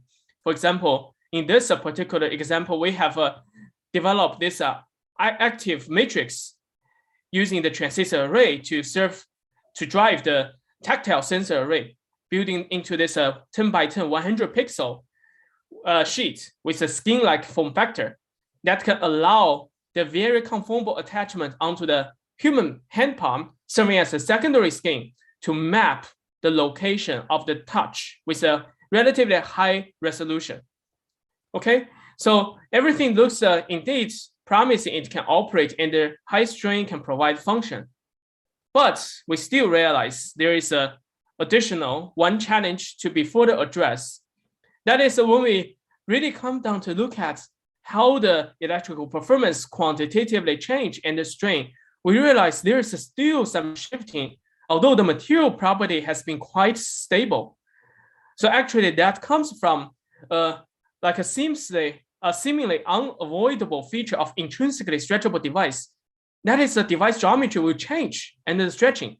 And then for any type of device, the device geometry play almost the equal role with the materials property. So this is also reflected on the circuit. Like for example, this amplifier we fabricated at that time. Although it keep the amplification performance, but you can see the amplification magnitude will shift a little bit. So then the next question we think about is how to address this challenge. So we want to design a way that can help us to mitigate the strength influence, but not influencing the advantage of this material being an intrinsically stretchable material and the devices. Therefore, we turn to our approach to using the modular's tunable property of elastomers. For example, this elastomer based on the physical cross-linking with both rigid and soft units. So by tuning the ratio between the rigid and the soft segments, the modulus can be tuned over 2 orders of magnitude, but still being a stretchable material. So then with this unique type of a material property, we have been able to pattern the high modulus elastomer around the device region while using the soft elastomer of the same kind to serve as the other region of the substrates. In this way, when the device is in the stretching, it can largely suppress the level of strain around the device to only about 15% strain, while the entire device is stretched to 100% strain. So then the device has achieved a highly stable performance with this so-called elastic layer compared to without elastic layer. And then with this design, we have been able to achieve a highly stable amplifier with an even improved performance that can allow the on-skin amplification of a very weak type of electrophysiological signal, the signal from a muscle, so-called electromyogram. So just a quick recap. From here, we have been able to show that we can achieve the stretchable design for the circuit for the data processing with a high stretchability and strain insensitive performance. But data processing is not just everything. With data processing, we still need to have the data, where the data will come from. So actually, this needs the sensors. The sensor also need to have the similar strain insensitive property. In particular, one important type of sensor is a pressure sensor, which can serve as the key device for human-machine interactions, soft robotics, healthcare. But unfortunately, the pressure sensors still suffer from the same design and even more challenging to be addressed. That is when they are in the stretching, the deformation will be coupled with the compression that comes from the pressure sensor is designed to sense. So then you can see the stretching will always cause the stretchable pressure sensor to have the signal shifted so that it loses the sensing accuracy. So then our desire is to address this challenge that no one has been able to address for stretchable sensor development without sacrificing the stretchable and the soft properties for the human body integration. So then the design strategy we have been came up with is to use two unique design features for the pressure sensor that is built by this pyramid structure. The first design feature is we use elastomer with the ionic effect to build this pyramid so that the sensing property now is given by just this very small contact area between top electrode and the pyramid that provide an interfacial electrical double layer for the capacitance. So then basically the problem now is downgraded by control the stability of this very small interface in the string. And then to achieve that, the additional design feature is to introduce the mechanical heterogeneity on the electrode part to the like a micropyramid. So the end of the string, the micropyramids themselves can maintain the highly stable structure. So then in this way, we have been able to maintain highly stable performance and the string and achieve the first pressure sensor that have been able to combine all the three desired important properties: strain sensitivity, strain insensitivity, and the pressure sensitivity and the stretchability. So, and we have been able to show that this pressure sensor can work on a soft robotic hand to accurately extract the pressure information. Yeah, so I will use the last minutes to just quickly show one example that we further expand the capability of our design of a polymer-based electronics. That is to achieve the different type of functional property aside of the stretchability onto those polymers for achieving the human integrated applications. To achieve this, actually the main challenge is on the synthesis side, because all the synthesis approach people have been using is by doing the functionalization of the functional groups in the first couple of steps and then polymerize at the end, which have significant limitations for the functionalization, complicated workflow, and also will sacrifice performance because of this very harsh condition for the last step polymerization. So then we have been able to design a new kind of a platform synthesis method for first synthesizing a polymer that can serve as a universal precursor to just additionally have one step, very simple reaction, so-called click reaction, that can allow us to click a variety of different functional groups just in one step. Yeah. I'm sorry, time's up. Okay, yeah, I will finish up. And then we have achieved different Let's go properties. to the conclusion. So then in summary, so hopefully I have used this time to show you that we have been able to create new material device. Okay, super. I can ask the questions. Okay. Yeah. Wonderful job. Actually, for the pressure sensor, it's very important. I think my question is how large an area it can be, you know. Okay, yeah, that's a really great question. So we have been able to, on one hand, integrate into a relatively large area, like a one device with a 3 by 3 centimeters.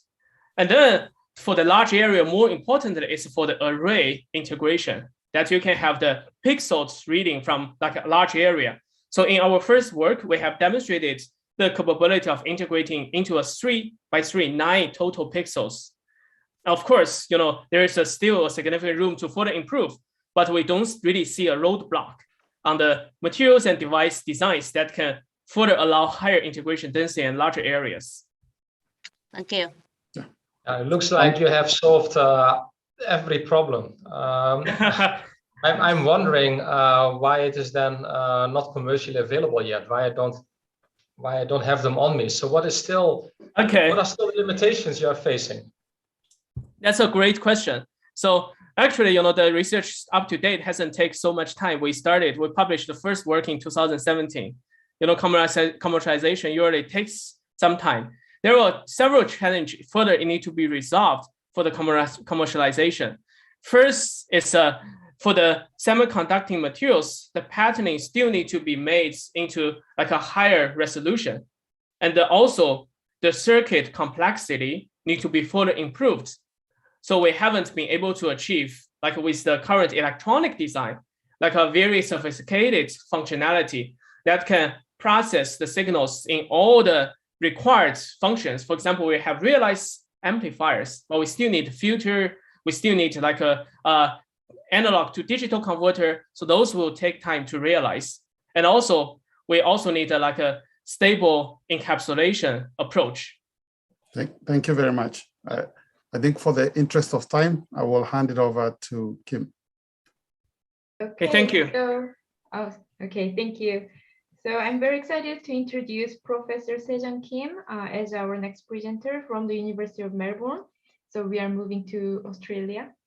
So the title of her talk will be Monolithic Photonic Devices Made of Two-Dimensional Materials. Okay, the stage is yours. Okay, thank you for the introduction. I appreciate the opportunity to present my work at iCANX and would like to express my gratitude to the committee members as well. So my topic today is titled Monolithic Photonic Devices Made of 2D Materials. And I'd like to begin my talk by raising two questions, which are, why do we need new quantum light sources? And how can we maximize light matter interaction? And I'll come back to this slide later to address them. So photonic integrated circuits are frequently imagined as a new sort of microprocessor that uses photons instead of electrons to perform the same functions as conventional microprocessors. And one of the primary motivations for developing photonic integrated circuit is to overcome the Moore's law limit. And photonic devices will enable us to develop high-speed, energy-efficient computing or communication devices. And there is a list of essential photonic components for photonic integrated circuits, including light source, a waveguide, a filter, a modulator, and a detector. And all of these components will be combined onto a single chip to function as a photonic microprocessor. And let's take a close look at the light source in this slide. Based on their photon statistics, it can be classified as thermal light source, coherent light, or single photon sources. And quantum photonic integrated circuits are photonic devices with single photon sources. And this is essentially a quantum information processor that provide implementation paths for all of the major areas of quantum technology. That includes quantum communication, quantum computing, and quantum sensing. So in general, quantum circuits present a greater technical challenge than the photonic integrated circuits. So, and the majority of essential components,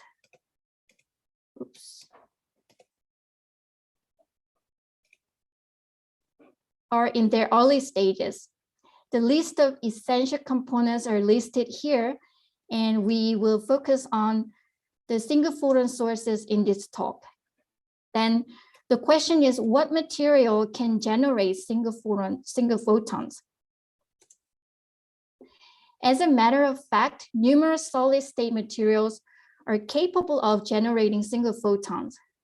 For example, epitextually grown quantum dots such as indium arsenide and gallium nitride can generate single photons, as well as colloidal quantum dots created chemically.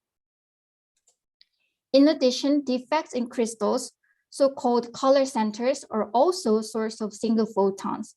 And diamond, silicon carbide are two materials that are widely utilized in this category. And although we have a library of materials to choose from, researchers are constantly searching for nearly ideal single photon sources, as well as developing existing ones. So what is ideal single photon sources? So single photon sources that are ideal should satisfy these criteria. First, an emitter should emit single photons on demand with vanishing probability of multi-photon emission. And second, once a photon has been emitted, it should be collected with high efficiency. And third, each photon stream should be identical in every way, which means that their wavelengths, polarization, and spatial and temporal profiles should be exactly the same. At the moment, it is safe to say that there is no clear winner among solid state materials. Therefore, the new material that captured researchers' attention was 2D materials. What made them prevalent was the easy fabrication method to get monolayer samples. For example, one can produce 2D monolayers by just exfoliating layers from bulk crystals with sticky tape. And apart from that, due to its atomically thin nature, it can be transferred to various photonic devices without degrading original quality. And additionally, heterostructures are possible with different two-dimensional materials regardless of the lattice mismatch. And as a result, some researchers came up with the idea of creating a single photon emitter from 2D materials. And coincidentally, 5 papers were released in 2015 and reported the first single photon emission from tungsten diselenide. However, one of the drawbacks was that this emission could only be observed at cryogenic temperatures. So in the following year, in 2016, the first room temperature emission from a 2D material was reported by using another 2D material called hexagonal boron nitride, or HBN. So room temperature emission was possible because HBN has a very wide band gap as illustrated in this diagram. And this facilitates the two-level system within the band gap. And this indicates that if you consider the thermal energy at room temperature, which is around 25 millielectron volt, and this energy is insufficient to move the electron in the excited state to a higher state. Therefore, our group focused on hexagonal boron nitride as a promising candidate material for next generation single photon sources. And this slide briefly summarizes the experimental result obtaining with HBN. After annealing the material at a high temperature, we can see bright spots in PL imaging setup. Then we analyze these bright spots here in detail using a spectrometer, revealing a sharp peak near 630 nanometers. And the signal is sent to the Henry-Brown twist setup, abbreviated HBT setup, which is capable of analyzing anti-bunching of photons. So here, the second order correlation graph here clearly displays the dip when the delay time is 0, verifying the single photon nature. And although this new quantum emitter was discovered relatively very recently, which was 2016, we were able to identify a number of favorable features. For example, HBN emitters are very bright and exhibit stable optical emission up to 800 Kelvin. And in addition, the emitter shows a very high degree of purity, implying that the probability of observing multiple photons is extremely low. And now with this new emitter, the next step is to engineer the emission. And to engineer the emission property, we should be able to modify the density of state at the transition frequency.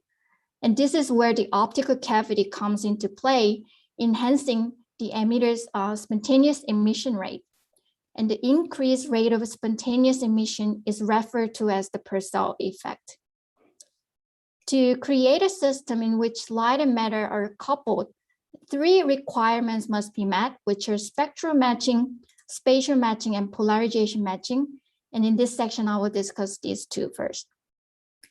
The term spectral or wavelength matching refers to the matching of the quantum emission wavelengths with the cavity resonance wavelengths.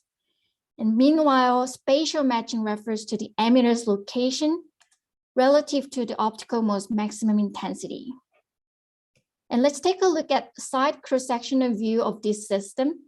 And due to the fact that 2-dimensional materials are transferred to photonic cavities, the emitter in 2-dimensional materials is coupled to the optical mode only via evanescent field. So to overcome the problem, we proposed this idea of creating monolithic device with 2D materials. And previously, 2D materials were transferred onto the optical cavity in order to exploit the cavity effect. However, how about we fabricate 2D crystals to create photonic devices? In this case, we can eliminate the transfer step, which is typically regarded as a not ideal technique for mass production. And moreover, single photon emitters can now be contained within the material, ideally coupling to the optical field maximum. So in 2018, we demonstrated all 2D material photonic devices for the first time by using the conventional electron beam lithography. We created photonic components, including photonic crystal cavities, microrings, circular break gratings, and grating couplers.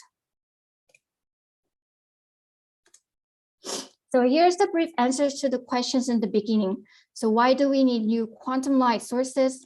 because we're still in the process of searching for the ideal materials for single photon sources, and hexagonal boron nitride, or HBN, appears to be one of the promising candidates.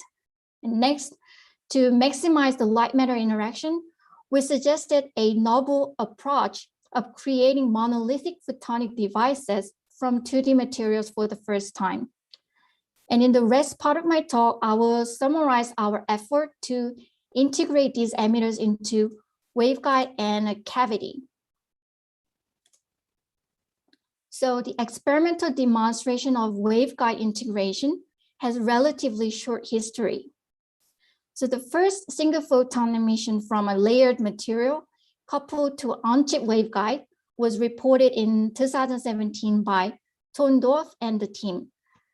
So they reported the single photon emitters in layered gallium selenide coupled to a silicon nitride photonic waveguide. However, the experiment was conducted at cryogenic temperature, which was 10 Kelvin.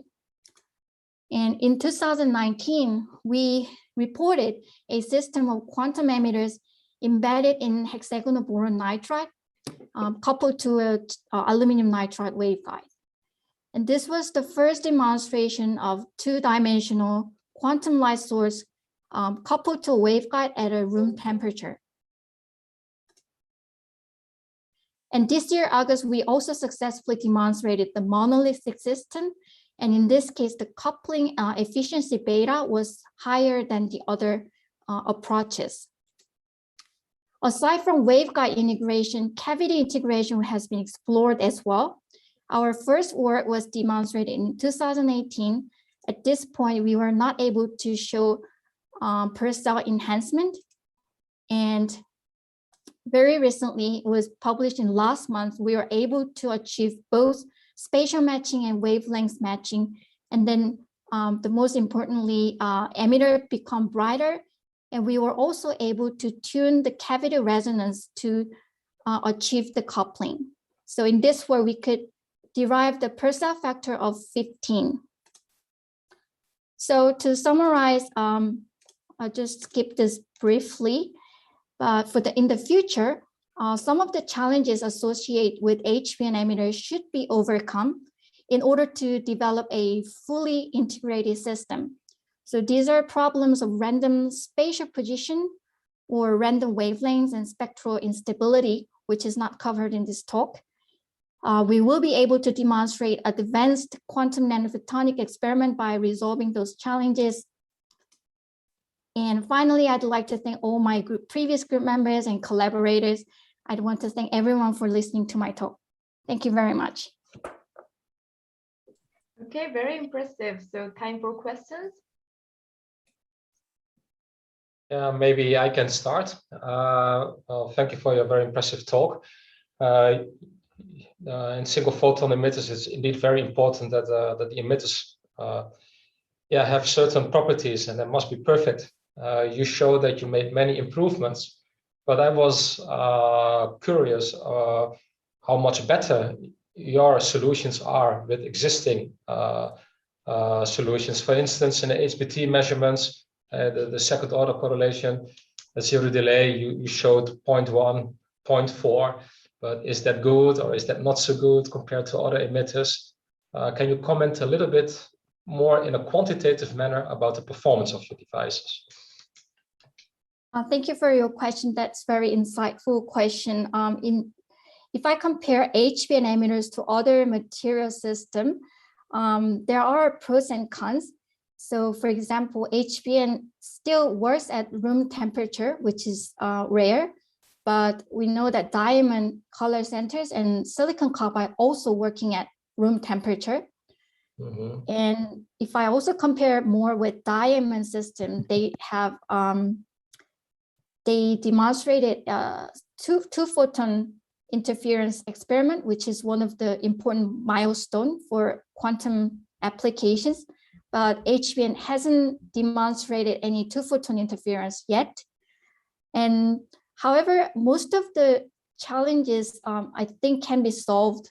But considering that the history for HBN is much shorter than diamond, I think the future is still very promising.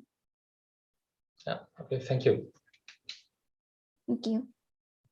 Okay, any further questions? Yeah, I have a quick question. So you mentioned that having this transfer step is less than ideal, but on the other hand, in order to utilize the photon emitted by boron nitride, either if it's on chip, have to go through a waveguide. If it goes to the free space, probably have to have a photonic antenna. So either way, it seems transferring the 2D material onto some other structure is unavoidable. What's your vision about the future direction that we can mitigate these challenges? That's another very good question, because still transfer technique, they are developing many new ways to make it more for the mass production, but at this stage it's still not very optimized. So one of the other solutions to mitigate this problem is that we use CVD grown HBN. So there are other groups that actually start to grow CVD HBN, which is single crystalline, and we can use this material to do the same experiment.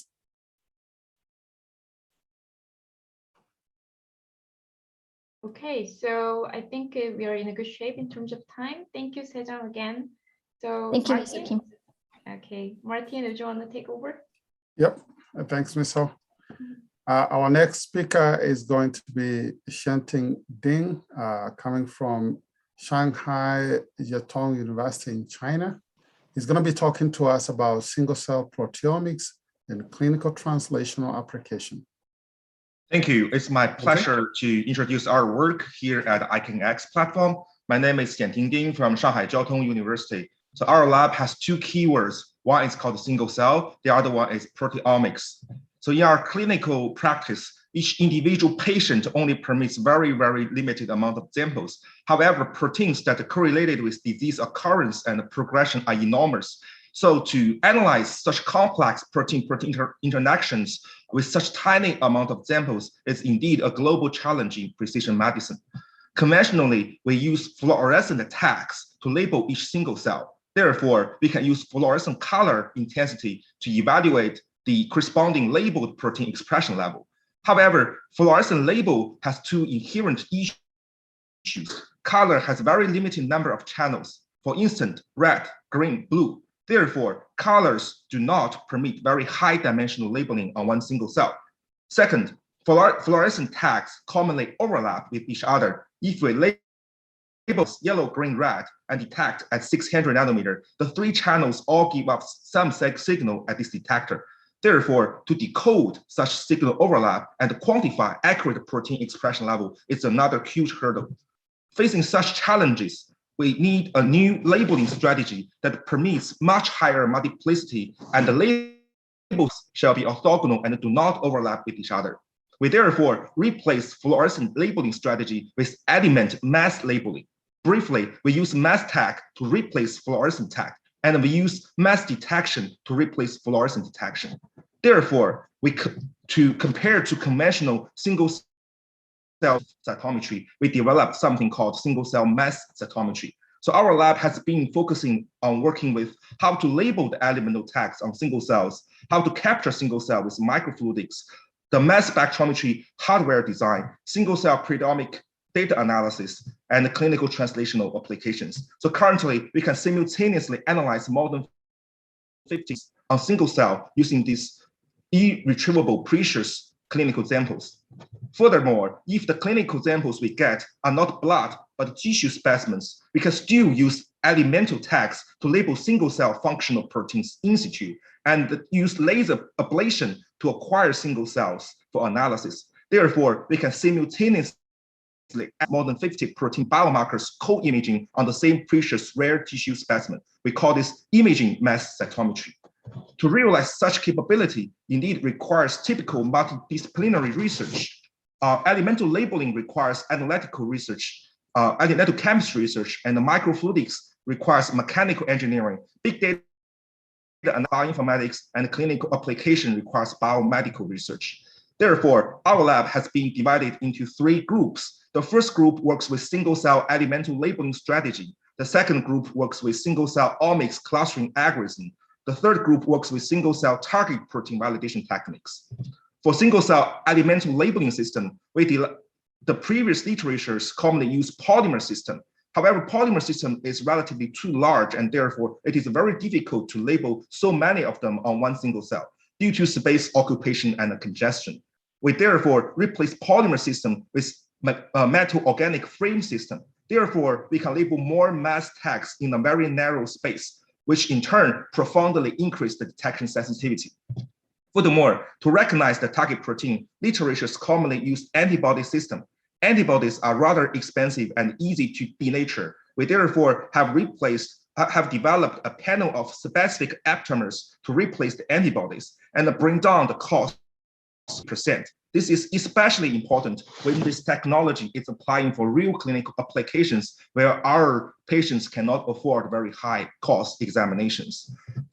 Furthermore, to increase the specificity of our aptamer system, we adopted computational structural design.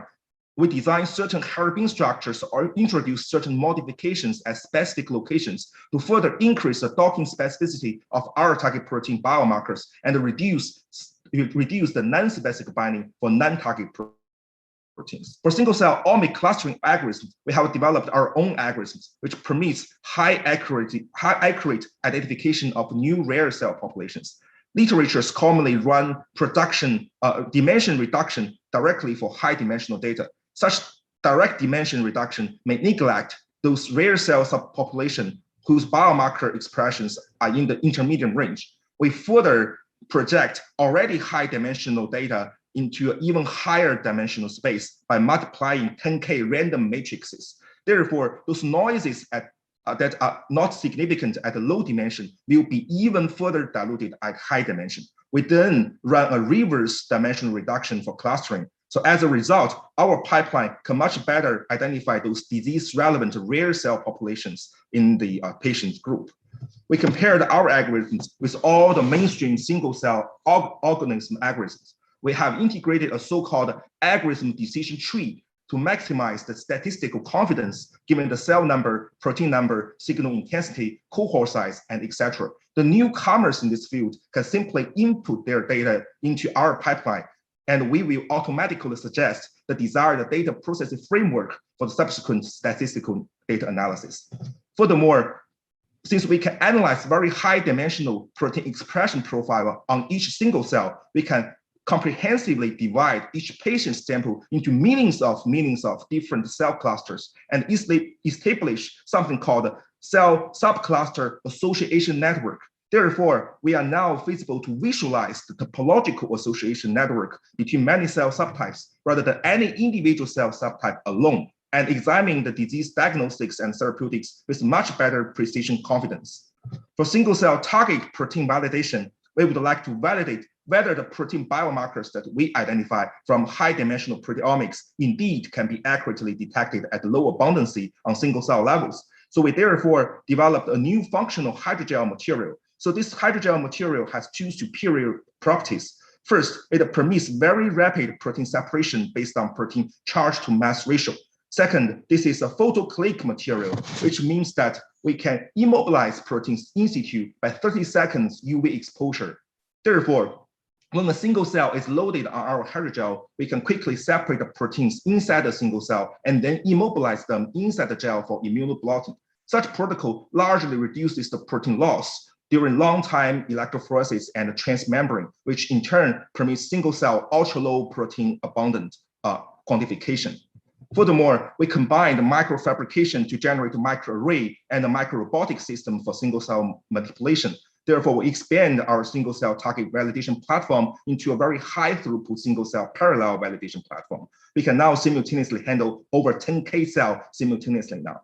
Furthermore, we have also invented something called fluorescent and mass dual signaling tag system. We inoculated elements into quantum dots. Therefore, we can use fluorescent signal and the mass tag signal to cross-verify each other when we collect high-dimensional imaging information. Such imaging system permits both high resolution and high multiplicity imaging. During the past few years, we have extensively applied our techniques for clinical translational research.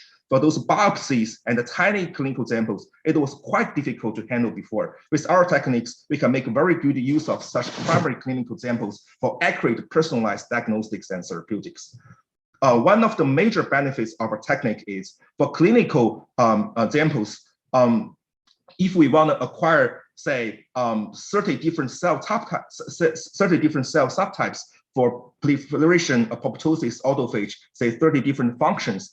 If we use 7-color system, we need to do 100 times data acquisition. If we use 14-color system, we still need to do 18 times data acquisition. If we use our system, we only need to do 1 time data acquisition.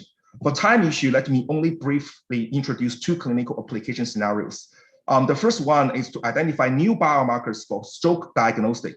Stroke is a very big disease all over the world. Currently, there still lacks an effective biomarker for stroke, early diagnostics, and progression evaluation.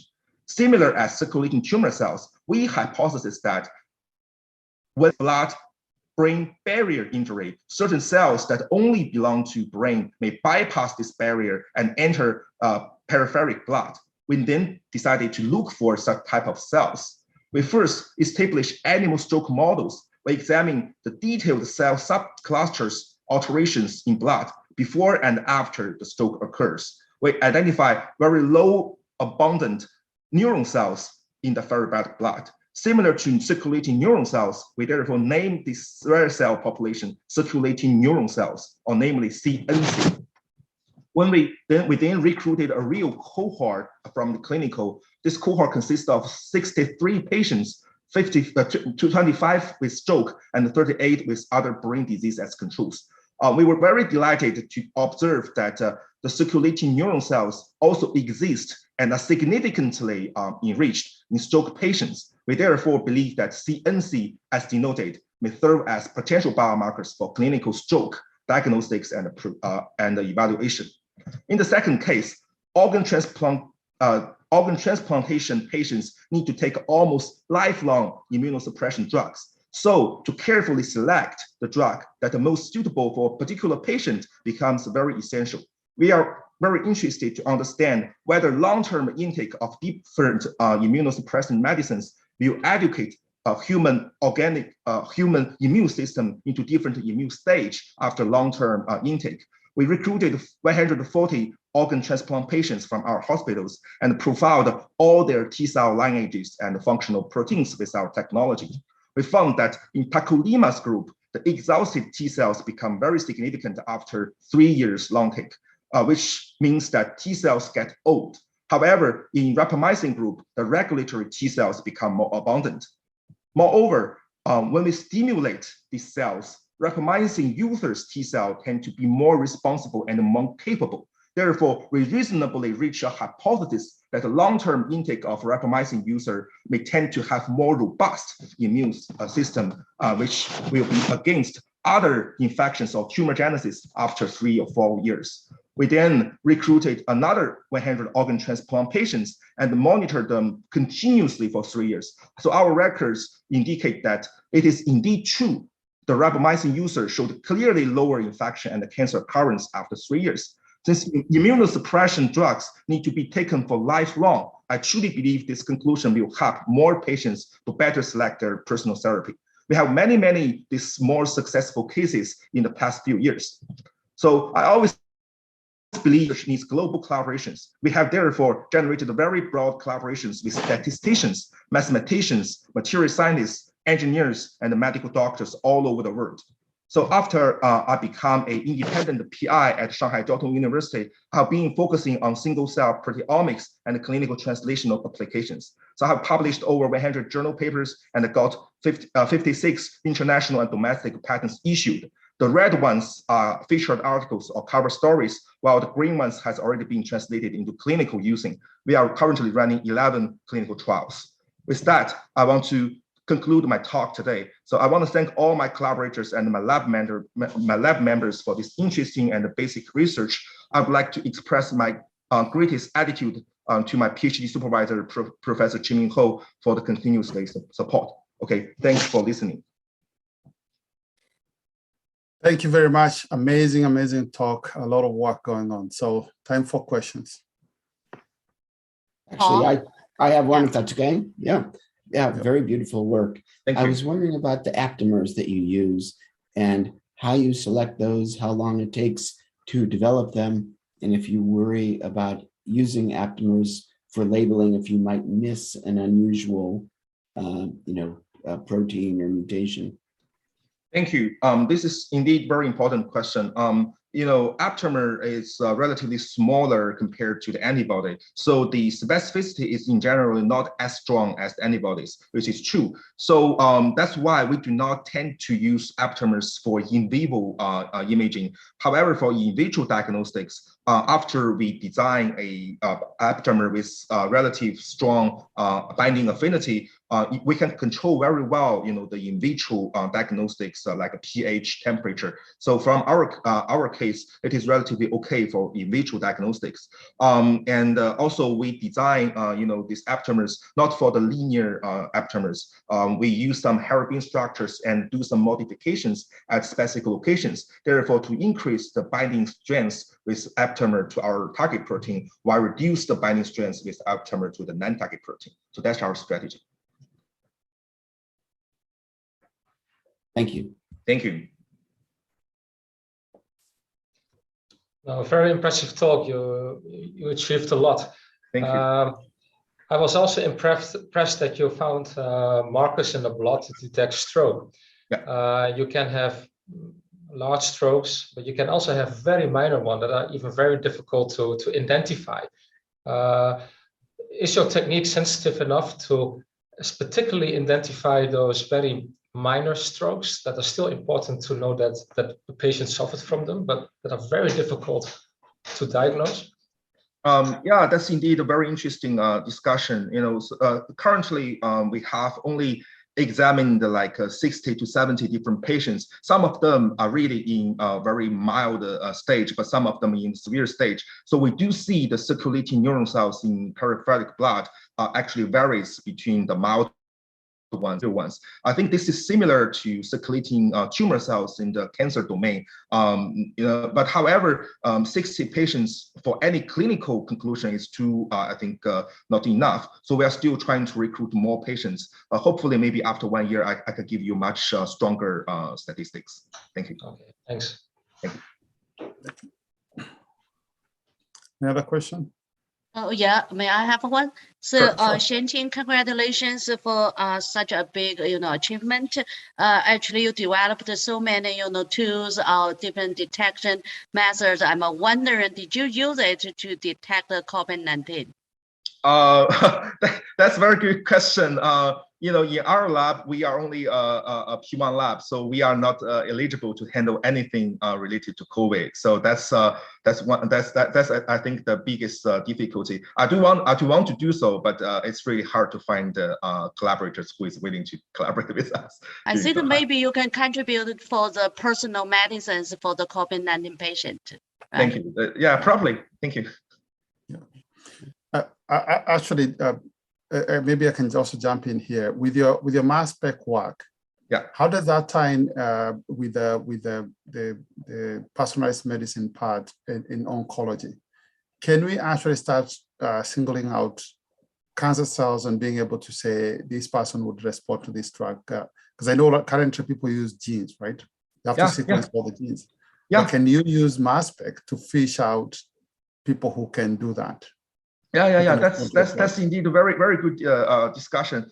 I just want to make it short due to the time issue. Actually, we have been collaborating with several pharmaceutical companies here in China as well.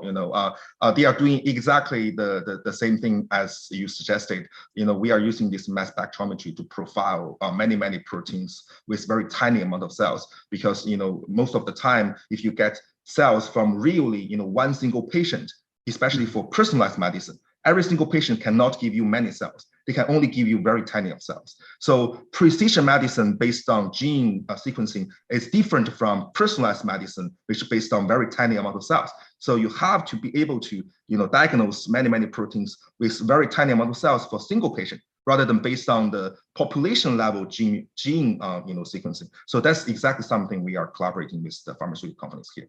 Thank you. Yeah. I think because of time, I'm going to hand off to Kim. I have so many questions. I might email you. Thank you so much. Yes, thank you. Thank you. Okay, So- very nice. So we have our last but not least, the presenter here, Professor Wei Tang from the Beijing Institute of Nanoenergy and Nanosystems. And he'll be sharing his research with the title of Contact Electrification Induced Mechanocatalysis and Sensing. The stage is yours. Thank you for the introduction. It's my honor to selected in the finalist and give the presentation about contact electrification activated catalysis and motion sensor. I'm Wei Tang from Beijing Institute of Nanoenergy and Nanosystems. So contact electrification, also named triple electrification. It exists every moment in our daily life and everywhere in nature. Actually, the word electric can be dated back to the ancient Greek, which is due to the embers contact electrification. When you heard the word contact electrification, maybe you will think about the detriment because it will cause hurt or break down the circuit board, and sometimes some disasters such as fires. But actually, it is widely used in our daily lives. For example, the Van Graaff generator, and it can generate the high voltage, and the laser printing, which is maybe which is used by us maybe every day, and as well as electrostatic precipitation, which is common in the factories. So you see, it's beautiful, and many researchers are focused on this field, but about its mechanism of the CE also remains uncertain, because some works found that the electron transforms might be the dominate in the CE process, and some works also reported that the ions transform is dominant. For example, Professor George Whiteside proposed in this paper. Of course, we are not going to end this debate in our talk, but we will show some works on this field. In a recent, Professor Dongning Wang demonstrated that the electron transform indeed exists in many cases. For example, between the solid-solid contact, the electron transforms is dominant. And in the water-solid contact, they found that the electrons and ion transforms both exist, and they can figure out the ratio. We also did some investigations on this, and you see we use liquid metal to contact with polymers, and of course here the electron transform is dominant. And in a recent, we found that the gas molecule in the interface will influence the CE performance. Actually, the oxidizing gas will lower the CE performance, and the reducing gas will enhance the CE performance, which remind us that maybe the contact electrification will influence the chemical reactions. So here is the first story, contact electrocatalysis. Actually, in the literature, for example, Professor Alan Brad showed that the copper deposited on the Teflon surface because of the triple charges on the Teflons. And this work in JAX also reported this phenomenon. You see, these experiments show hints of chemical reactions induced by the contact electrifications. But you see, they are static. So what we do, we put the FEP particles in the methyl orange solutions, and we apply the ultrasonic to the solutions. And on this condition, the water will contact with the FEP particle and separate periodically. So we found that after 3 hours, the methyl orange is degraded. This is optical pictures, and this is the UV test. And we also found that we also use the LCMS test. We found that there is actually no apparent ions in the solutions. And if there is no FEP particles, nothing will happen. So we proposed this mechanism that the water molecule contact with the FEP particle, and it will lose electrons to the FEP. So the water molecule will form a hydroxyl radical. And on the other side, the FEP particle will give the electrons to the oxygen in the solution, which will form the superoxide radical. These two radicals are active groups, which will make the methyl orange degraded. So later we put the quencher in the solution, and it demonstrated our hypothesis. And our ESR test also shows the peaks of the two active groups. So we also checked the FEP particles before and after the experiments. It shows no changes. And we checked the cycling stability of the particle. Even after 5 times cycle, the degradation rate is very high. So we demonstrated that the catalysis activated by the electrons transfer during contact electrification, which we think will significantly widen the catalyst choice. And we named this mechanism as contact electrocatalysis. Okay, the second story is about the motion sensing. Because it's also based on the contact electrification. You see, in 2012, Professor Zhonglin Wang proposed the triple electric nanogenerator, which is also on the basis of contact electrification and electrostatic induction. You see, under the motion, the two materials contact and separate. So it will induce the current flow in the outer circuit. By this device, we can convert the motions into electricity. So the device can be used as an energy harvester, also as motion sensors. But what's the difference between the existing technologies, for example, the resistive, capacitive, and paraelectric? You see, we're showing in this table that they are different in functional materials, components, but more importantly, the signal output is different. You see, the triple electric devices can output periodic signals, which shows the advantages. Why?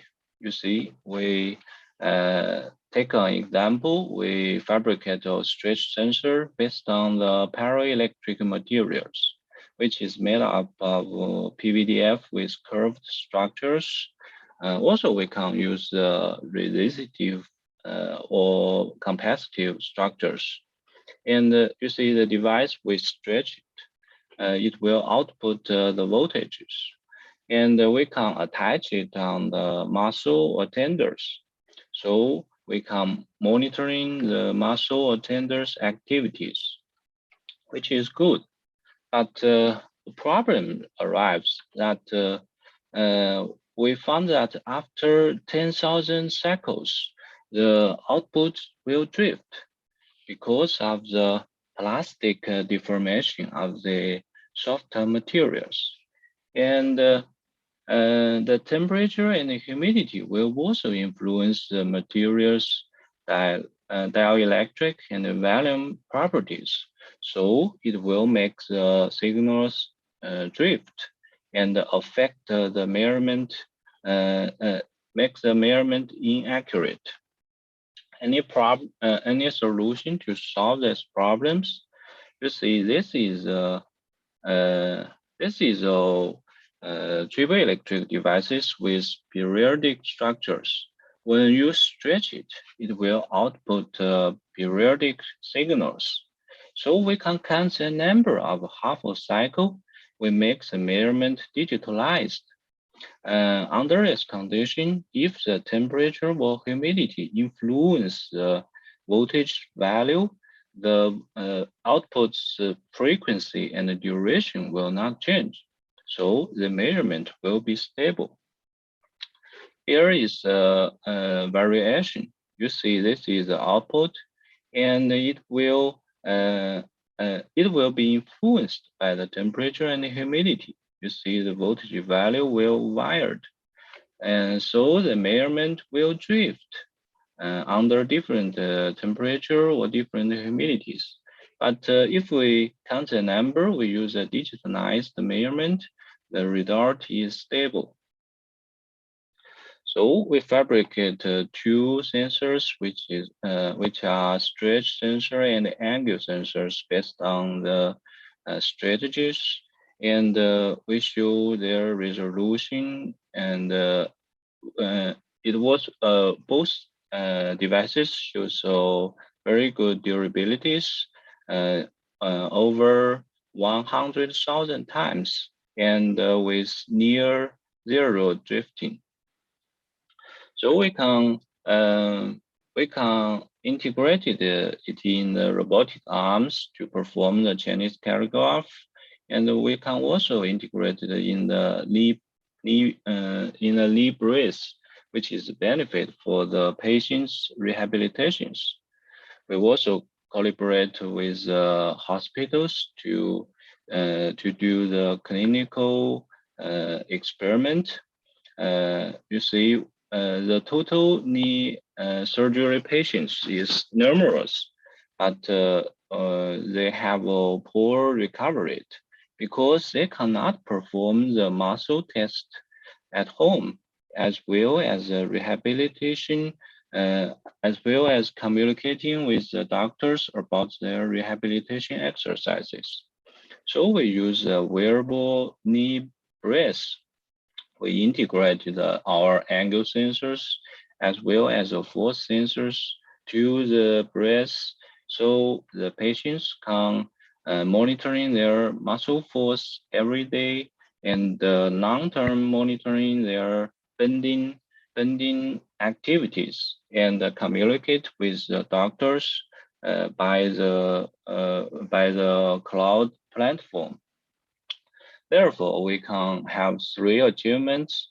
We quantification of the TKA patients' rehabilitation process, and we can also improve their recovery rate by 20 to 30%. And finally, we collaborate with the hospital and propose a new evaluation standard for the TKA patients.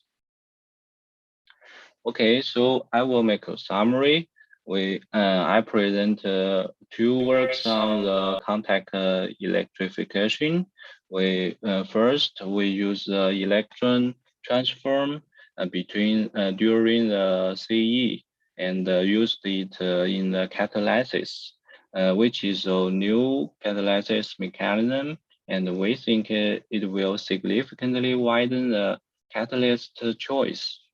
And on the other side, we also use contact electrification in the thin films, and we contrast motion sensors, and we propose digitalized motion sensing strategies, which will ensure long-term and accurate wearable monitoring.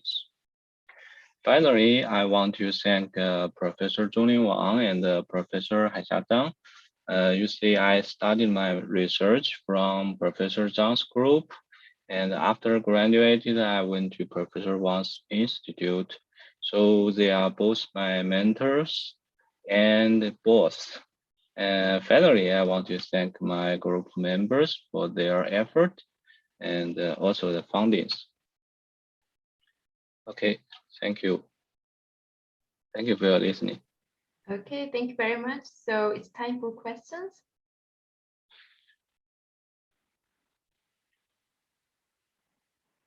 So I can jump in. Oh, Nick, go ahead. Oh, yeah. So yeah, regarding your first first topic, yeah, I think it is very inspiring. But going to the original question, how far do we pushed? How far did we push? Regarding the understanding of electrification at the contact interface. You mean the catalysis experiment? No, actually, yeah, you were presenting to us the different, I'll say like hypothesis, different, I'll say like a debate on the origin, right, of a contact process. Yes. There is a debate about the mechanism of the contact electrification, and actually we did not discuss this debate. We just show that in many cases the electron transforms indeed exist. So we use electron transforms during the contact electrification for these two applications. Shall I? Yeah, I think that's good. Thank you. Yeah.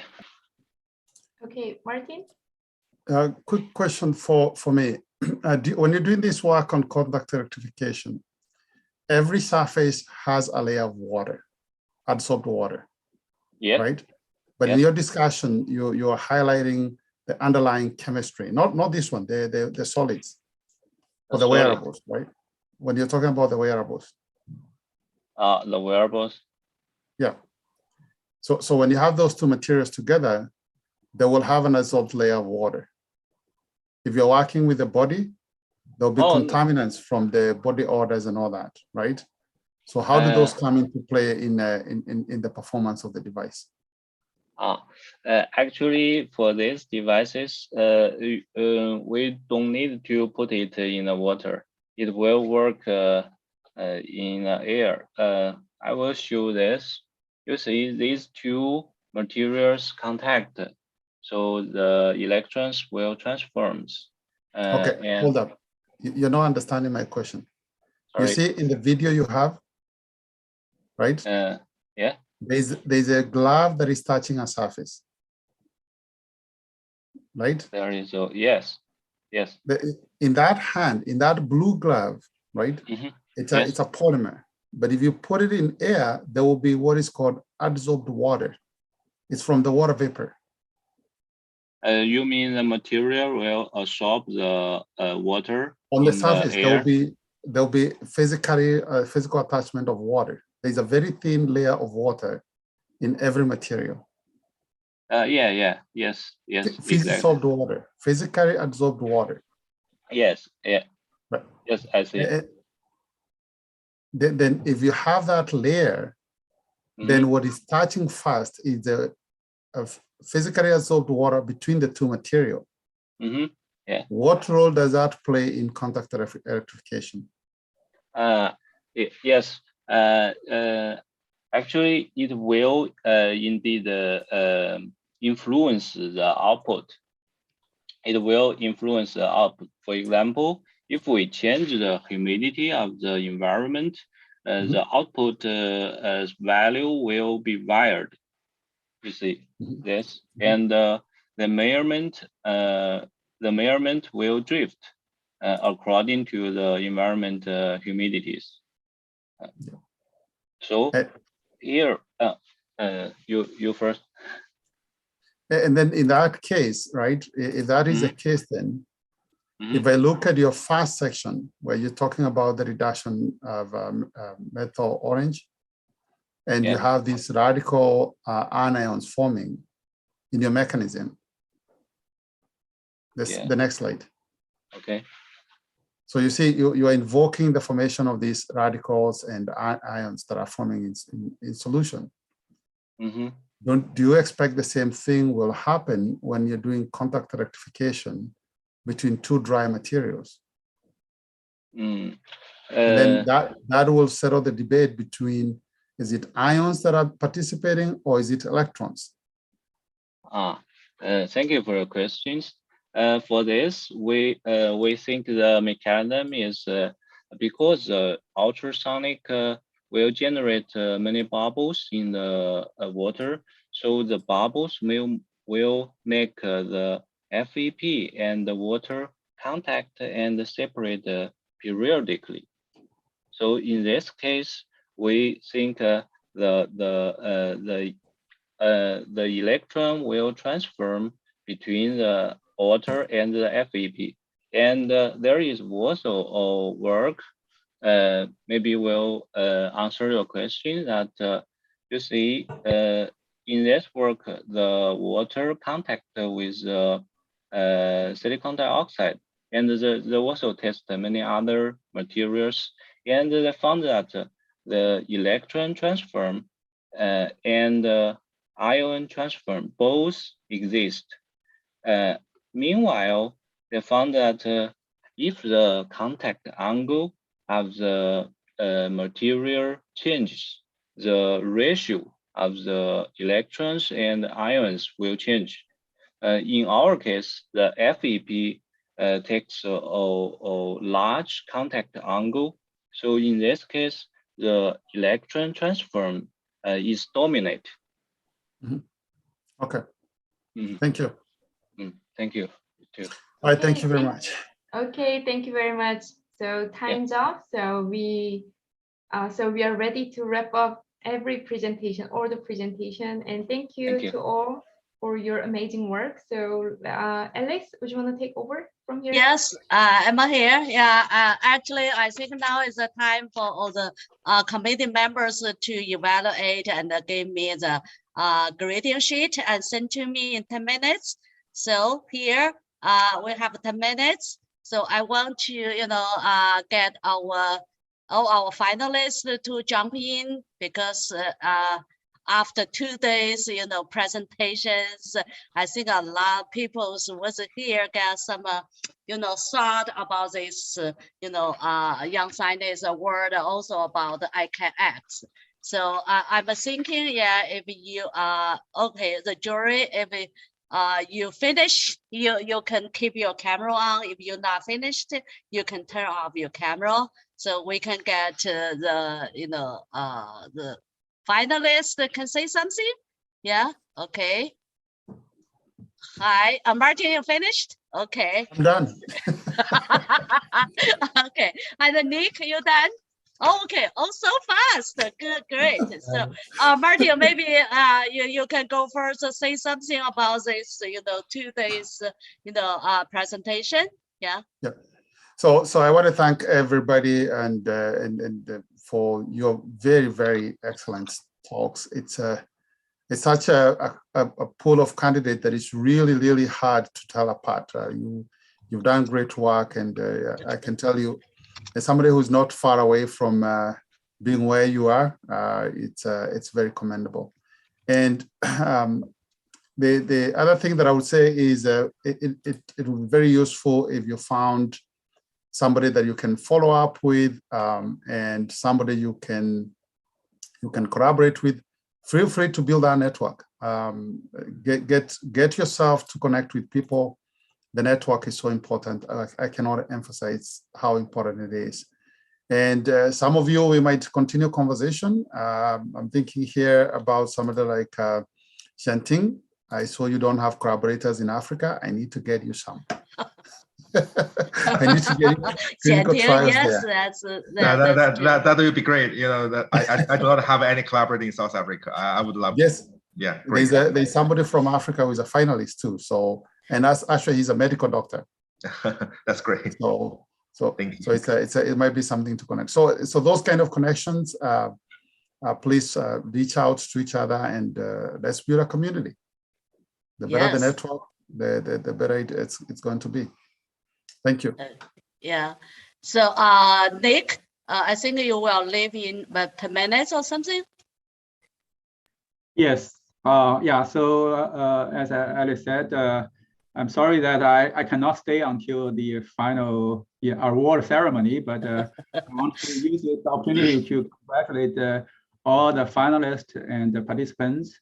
I think the past 2 days there has been a festive event that allow us to get a closer exposure and in-face discussion. And I really enjoyed the conversation and all the presentations. And as Martin said, I think it's really a great opportunity that we got to know you, and hopefully you also find good, inspiring talks from other finalists in the panel. And wish you the best of your future research. And thank you very much for taking iCANX as a great platform to participate. Thank you. Okay, Paul.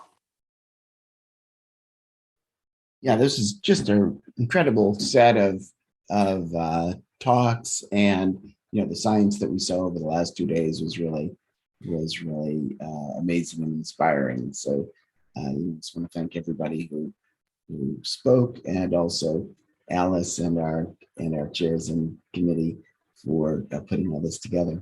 It's a great way to end the year for iCANX. Okay, Paul, here I'm going to thank you, because you are not only the organizers, initiators, you also the sponsors.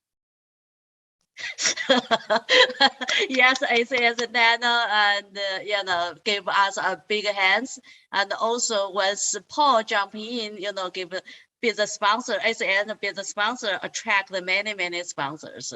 So I think the price, from beginning now we double. Yeah. So thank you, Paul. Okay. Yeah. Chris. Yeah. You finished? I saw you finished. Yeah. Yeah, I finished. I sent a sheet to you by email. Is that okay? Yeah, sure. Yeah, I think the first time you joined for this wonderful event. Yeah, so maybe you have something. No, it was really fantastic. I thoroughly enjoyed all the talks. I think the talks and the research that was being discussed, the ideas that passed the revenue, they were of extremely high quality. So I learned a lot of new things, also, to be honest with you, and I thoroughly enjoyed it. So I hope in the future to be more involved with this whole initiative. I really think it is absolutely fantastic. Yeah, thank you very much for bringing me on board. Okay, cool. Yeah, so you finished? Yeah. Yeah, I'm done. But I think I said too much already over the 2 days anyways. Yeah, Max, yeah. Yeah, it's truly amazing because these talks, they are not only about different topics, they are of different styles. For example, some are like job talks, some are like invited talks at top academic conferences, and there are some other talks when people are competing for other type of things. And they just remind me different stages in my academic career. For example, when I was doing job hunting, when I was presenting at some of the top conferences, and there's other things when I'm still working towards. But more importantly is it forced me to sit in front of the screen or stand in front of my screen, listening through all these 21 excellent talks from very different disciplines and refresh myself about the things I have learned and I am learning. So thanks, Alice, and thanks to all the presenters. Yeah. So here, yeah, we have a Xianting just now already, say that if you can, get to collaborate in South Africa, yeah. So yeah, indeed, I have traveled there. I have traveled there before COVID-19. So, I was trying to look for some collaborators there, but I did not. So hopefully, Martin gives someone to me. Please do so.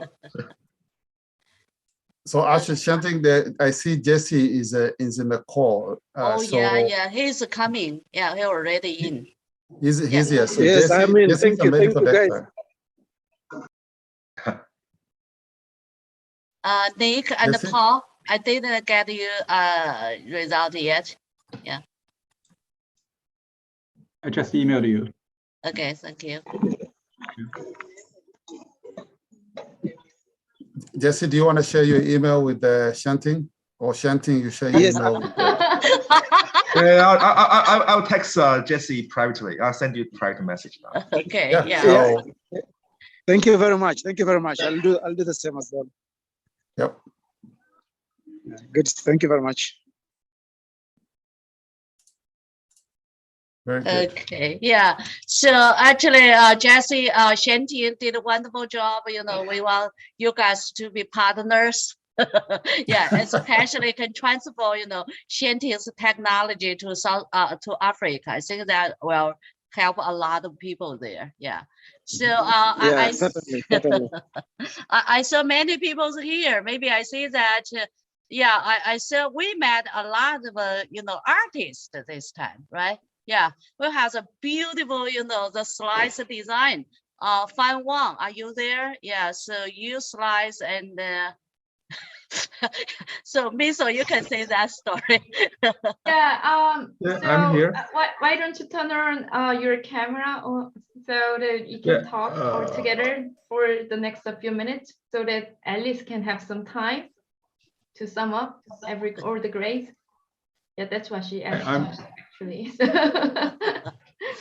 So Alice and I talked about your images in each slide because those are so beautiful. So we said that in addition to being scientists, it's very important to be an artist. So that's what we could see over the 2 days. And I think it's a great time for the presenter to speak something, like not about the research, like how they felt during. Maybe I jump in 1 minute. Nate, yeah, sure. I didn't get it, so you can share with with me maybe by WeChat or something. Yeah, but I didn't get your email. Okay, sorry. Okay, so I can see Fan here. Yeah, I'm here. So yeah, would you want to say anything? Anybody? I think well, it's a pretty wonderful event. I see lots of friends here actually, and also I learned lots of things, and especially some of the research, some of the projects really in relation to my research, and so I learned quite a lot of things. Yeah, the sum was about like apart from the research, I think I also learned lots of presentation technology. So because everybody they're all expert on how to present themselves, and some people already like a famous professor, some people in early career stage. So as Max mentioned, they have different presentation style and learn pretty good lot of things. Yeah. And in relation to the all the figures, because I'm like sometime I like to drawing something. I also like music, play guitar. So yeah, I think those are also quite important for the researcher's life and give you sometimes give you creativity to doing some work. Yeah. So yeah, this pretty much everything I want to mention. Yeah. Okay, so Alice, I talked about your the animation characters in your slides yesterday, so we loved it. Oh yeah, I like to play lots of games. Yeah, yeah. So yeah.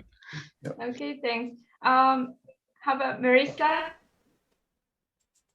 Sorry, I'm randomly picking people. No, it's okay. I just wanted to quickly thank the committee for the opportunity to present here as a finalist and for the sponsors for donating such gracious funds to the future award winners. I think it's a great opportunity to be here in such a global format and to be able to represent our countries and showcase such great research globally, to not you know, just the finalists here, but to all those who are watching as well, and to network and to get to meet all of you and to collaborate with one another. I mean, I know during these times we're presenting in such in this format, but I mean, I know we'll all get to meet again in the future, and it's just the start of I think really great collaborations and relationships to come. So thank you for the opportunity to be here. I'm really grateful for it. Great. Thank you very much. Actually, I think Flavia Vitale had her hand up, and Maxine's and wonderful work. Yeah.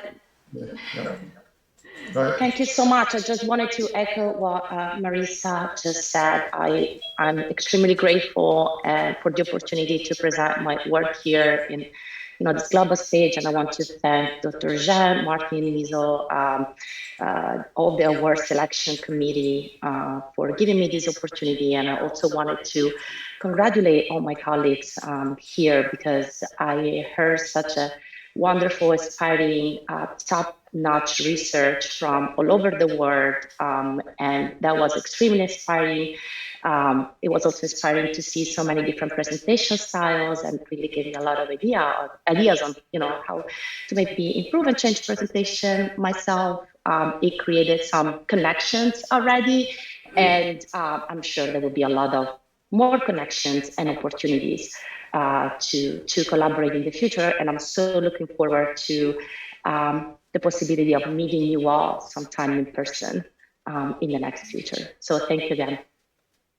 Very nice. Forward to meeting you in person. Yep. Okay, Professor Howard Lee. Okay, yeah, so I also want to thank you again, Alex and all the committee members. I think it's a really excellent event here and also excellent platform. So many people watching all this presentation here, even overnight or even in the morning, in the afternoon, etc. So it's really great to also see so many different presentation. It's really nice presentation, and I also learned a lot as well over the last 2 days. Sorry.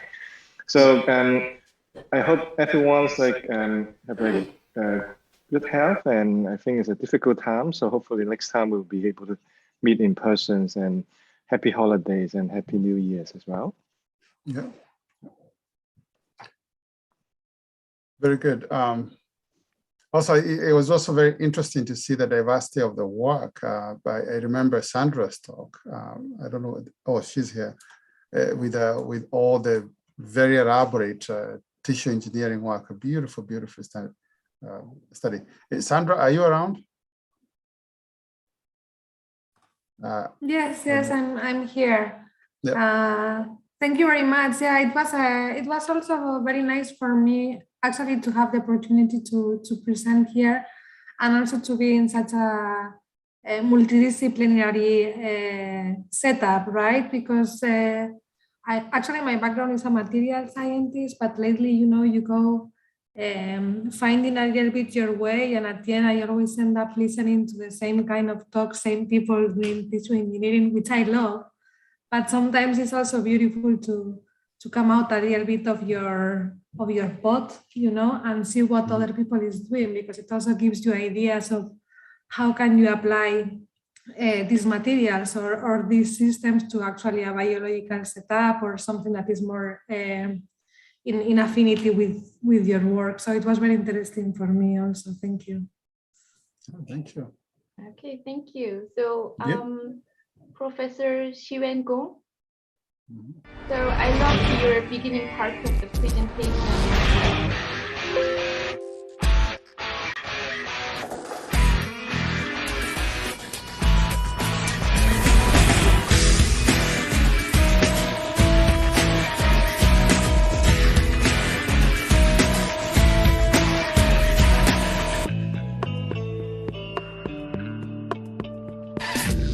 不再是奇迹，不再是幻想，此刻真感觉全世界为我鼓掌，不必太在意身旁人的目光。 Detailed work. Thank you all for organizing this. It was my great pleasure to present here and interact with you all. I actually saw most of the talks. I was here this morning as well, and I was very impressed and pleased by the diversity of talks across the field, like from bioelectronics and tissue engineering. A lot of work on photonics, and how much depth and quantity of work too that all early career researchers have. So that was really amazing to see. Finally, of course, different presentation styles, how different people have different perspectives. I particularly like the perspectives from different geographies of the world. Like, I think Jesse had a great perspective of the application in Africa, for example. And similarly, I saw more geography specific application and impact. So that was really wonderful to see and learn. And thank you all for putting in their time and effort. I know it's a lot of work, so really appreciate that. Thank you. So speaking of diversity in countries, so why don't we come back to Korea, where I'm here? So Sangtae, would you want to say something from Korea? Oh, okay. It was great. Really, I mean, I know everyone repeated these words, but it was really wonderful to see different types of works, different fields of works, and different types of presentations as well. So it was really, during this difficult time, thank you so much for having this platform where I can learn, interact with others through this exciting opportunities. So I will perhaps end with one remark saying that if you ever come to visit Korea, please let me know anytime so I can find you, say hi, and discuss anything we can possibly enjoy to discuss. Thank you for your time and efforts and wonderful talks. But I have to interrupt. So if you have a chance to come to Korea, please find me first. So not Sangtae. Okay, Martin. so very interesting, and as we build this network, it was also very fascinating to see that we're making new friends across the world, and I can tell you those networks go a long way. Chris and I have known each other for over a decade, and even as he went to Singapore and I was doing stuff in Africa, we've been always exchanging visits. So it's very fascinating. And talking about timelines here, it was very fascinating to see how some of the works that we're doing are only a few years old, while some of the fields are very old, And with that in mind, I'm thinking of Sejong Kim, talking about photonic and single photon emitters. Do you have anything you would like to tell us? I really liked your slides, by the way. They were beautiful. I don't work with light, so I don't get to make beautiful slides like that, but I admire them. Thank you so much, Martin. Probably I'm also representing Australia. And so greetings from Australia, Melbourne. It's 2 a.m. here and we're having a night summer. I also like to echo what everyone said. I really do appreciate for community members and sponsors. This was a great opportunity for me to present my work and also to hear all this inspiring talk. I really enjoyed all the talks. What else? yeah, I'm also really hoping to see you in person. Also, if you ever, if you come to Australia, I'd like to also meet you in person. Thank you, everyone. Thank you. Why since we're on a geographical tour, why don't we go to Japan next? Japan, yes. Okay. I don't think it's very late there. I hope it's not too late. Okay, Is it like midnight? yeah, now midnight. Yeah, yeah, that's no problem. It's same in Korea, so. yeah. First, I want to thank the organizer and committee member to giving a great opportunity to talk here today. I'm really enjoy everyone's talk. Yeah, everyone's other researchers talk is very surprising. Yeah, amazing results. So I studies. I absorbed many things from you. So I appreciate everyone and committee. Yeah, thank you very much. Thank you. So next, Akka. Hi. Yeah. So yeah, it's pretty early in the morning. But anyway, yeah, I also enjoyed all the talks. There's a lot of diversity. I actually think that, yeah, of course, meeting in person is good, but I think we have to thank the technology that we can all be there. And I think, like, at least from my side, our productivity is not really hampered by the COVID because of this, the technology that, like, essentially we ourselves developed. So I know that the in-person meeting is important, but I think we should, probably the time is coming where things will be more and more virtual, which is environment friendly in some way. And also it's like better work-life balance. Like, you don't have to leave your family to travel. So yeah, that's my perspective on on the virtual thing. And I really enjoyed all the talk and learned a lot from this. Thank you. Thank you. Thank you very much. Who are we missing here? Professor Shiho? Oh, sorry. Okay. Oh, Dang first. Yeah. Hello, Martin. Hello, everyone. So it's really a great pleasure for me to attend this fantastic event. To be honest, I was a bit nervous when I gave the talk yesterday, but it's really a great experience for me how we can, we can tell people outside the field, your research, our research, within a very limited time, 15 minutes. Okay, so actually I met quite a few researchers. I have read their papers, their famous papers, excellent papers. Now I can listen to their talk during the past 2 nights. So I really learned a lot. And not only the scientific concepts, scientific ideas, but also their presentation skills and how they can present their research to, to the people outside their field. This is really very helpful to me. Yeah. And finally, I really would like to thank Professor Jung and all the committee members for your very hard work, because this year, Professor Jung also said there are so many applicants or nominations from all over the world. I'm sure that our committee members have made very hard work to snag the finalists.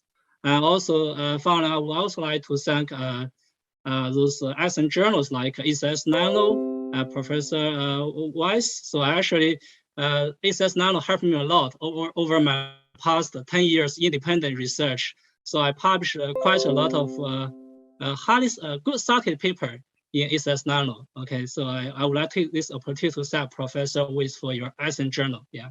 Terrific. Please keep sending us great papers. Sure. Thank you. Thank you, everyone. Yeah.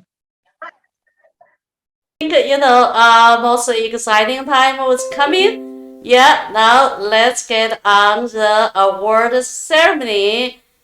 Now, this is Alice. I'm so glad to, have this 2 days wonderful event. I think everyone was excited because everyone already, taught a lot about different topics and so many fantastic research and so many fantastic young scientists from the whole world. We are so glad to see that. And before we go to that, I first, thanks my 2 partners Yeah, me so and Martin was done a lot of work for this, and you all see that they handle all these sessions very well.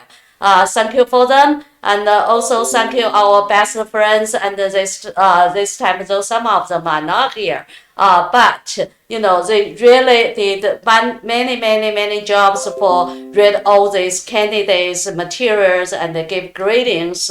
Paul here and Yuri Gogatish, Fu Lan and Jürgen Brugger all help a lot for the finalist selections. And we these 2 days we met all these people online many times. So Paul, me, and Nick already, you know, somewhere because he asked a lot of questions. And Christy asked many questions. And Max, you know, the best, you know, committee members and are always here. I think, you know, thanks all these committee members very much for making this event so happy and you know, amazing. Yeah. So without sponsors, all these things couldn't happen. So this year we are so lucky we have our sponsors. Here I want to especially, you know, express my special thanks to Professor Jagdish and Professor Paul. They are my colleagues on this iCANX platform. They also, you know, get a big support for this. Professor Jagdish, he's a chief editor for Applied Physics Review, the first sponsors for this event. Professor Povis was chief editor for ACS Nano, has a big support about this. And also, once we have these sponsors, we get many other sponsors jump in, like the light science and applications, nano letters, soft science, all, you know, give us big hands. Thanks to all these sponsors. Let me go through all these wonderful journals first. Yeah, Applied Physics Review. I see that Professor Jagdish is chief editors. And the Light Applications and Science is a journal from China now. Is worldwide everywhere and is big partners. ACS Nano is Paul's journal. So, yeah, Paul, thank you very much. And I think it's the best journal in the micro and nano field. Yeah. Nano Letters, the global home for the communications in the nanoscience and nanotechnologies. They help a lot too. And this is a new journal, Soft Science. Yeah, it's a target to be the top journal in all these kind of flexible materials and the soft, you know, related science. Here's our sponsors. And now we have 47 candidates from 15 countries and regions. We selected the 21 finalists. We all met them online, and they all deliver the best talks. Who is going to win the, you know, top 10? Because we have top 10, you know, now as our Young Scientist Award. Now it's my time to, you know, announce that. Martin, Paul, are you ready? You announce the first one, okay? Yeah. So we're going to announce all these, you know, awardees now. So Paul, turn on your camera, please, and I hope see you. Yeah, Paul, are you there? Yeah, can you see that? Yeah. There we go. Yeah, I can get a little closer. So shall I go from the top? Our first award winner is Jung gave a beautiful talk just a little bit earlier. So congratulations. Wow, thank you so much for everything. Yes. I don't know what to say. Just thank you for everything. Okay, it's a wonderful job today. Much more from you. Thank you. Yeah. Okay, congratulations to Xianting. Yeah, a New Year gift to you. Okay, yeah. So, Martin, are you there? Ready to go our second one? Yep. Yeah, look carefully. Okay. Our next winner is Deep Jariwala from University of Pennsylvania, USA. Congratulations. So, Deep, are you there? Yes, I'm right here. Yeah, thank you all very much. This is very pleasant to hear. I think everybody gave excellent talks, and I really thank you for this. Yeah, congratulations. Deep, I love your names. Yeah, go deep in science. Yeah. Okay, yeah. Okay, yeah. So, Mizo, we will have the third one. Are you ready to announce that? Yes. Come I'm on. here. Did you see? Congratulations, hiding son. Congratulations. Yeah, son. Heidi, Thank are you you very there? much. Yeah. Thank you, Alice, and Paul, and Miso, and Martin, and all the committee members. I really appreciate, especially to have such a wonderful platform for creating a great platform for all those scientists, the young, especially young scientists, to connect to each other and share some wonderful works. This is really, really nice, and this is one of the best platform I have joined to present my work. Thank you very much. Okay, proud of you, son. Yeah. So, Chris, are you there?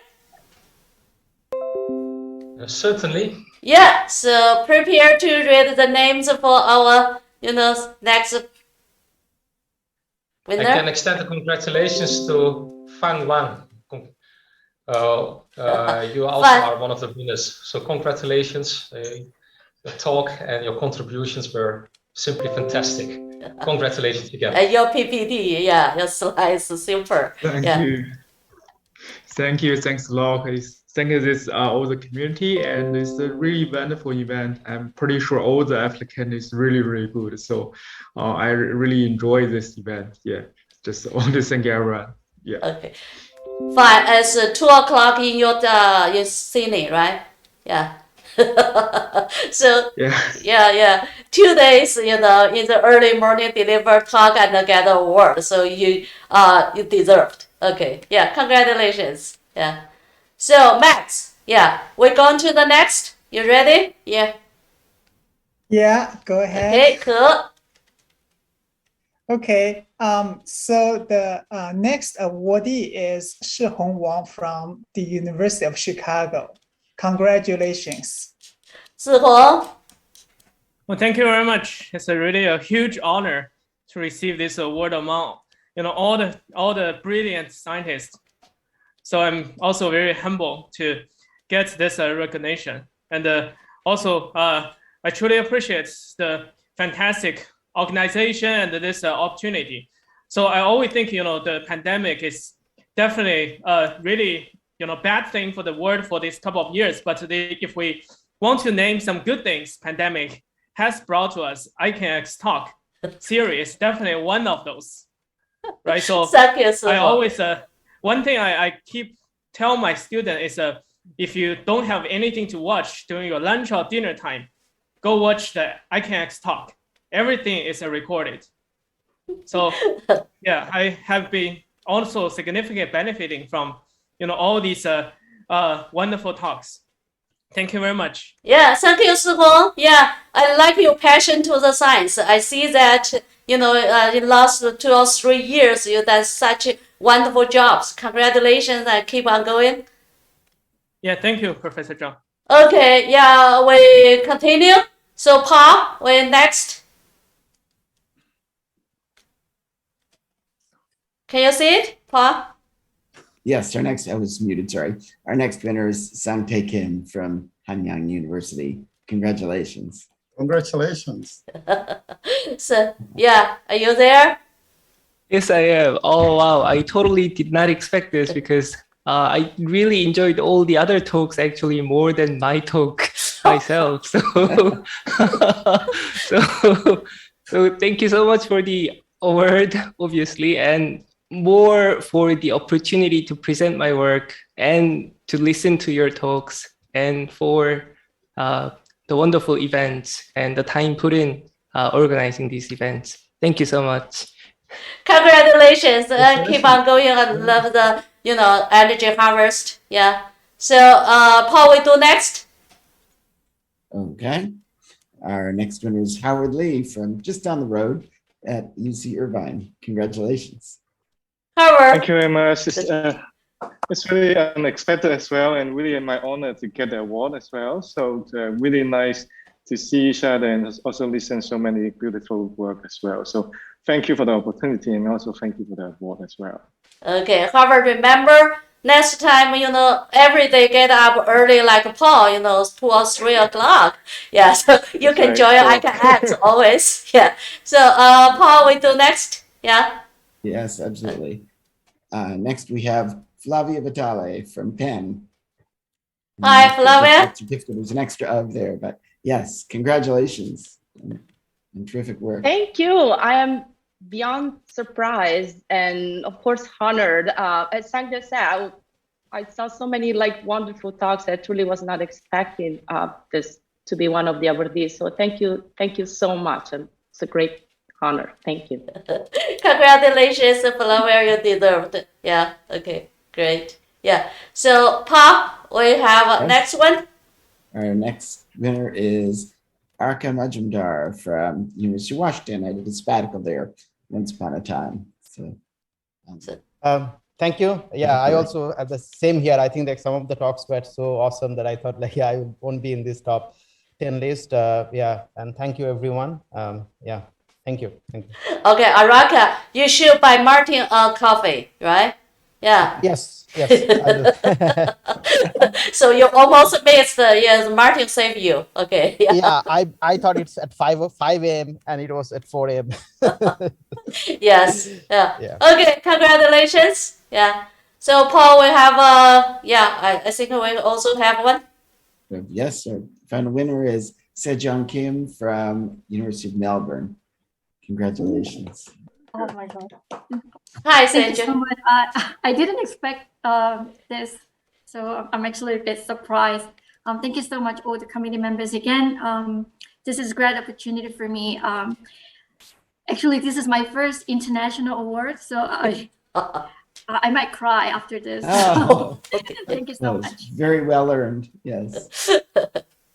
Okay, great. Yeah, Sanjay, you done good job. Yeah, excellent 2D materials, Yeah, yeah. So Paul, yeah, Congratulations I think, to all our finalists. I think yeah, it yes, was thank just you an all amazing for set of final. talks and symposium, and it was just such a pleasure and honor to hear everything that you've been doing. We'll look forward to much more, and hopefully also to publishing your top work. So Yeah. congratulations. So Paul, yeah, see, now we came to the end of iCANX this year. I think, we really achieved the dream of connect the world and the universe.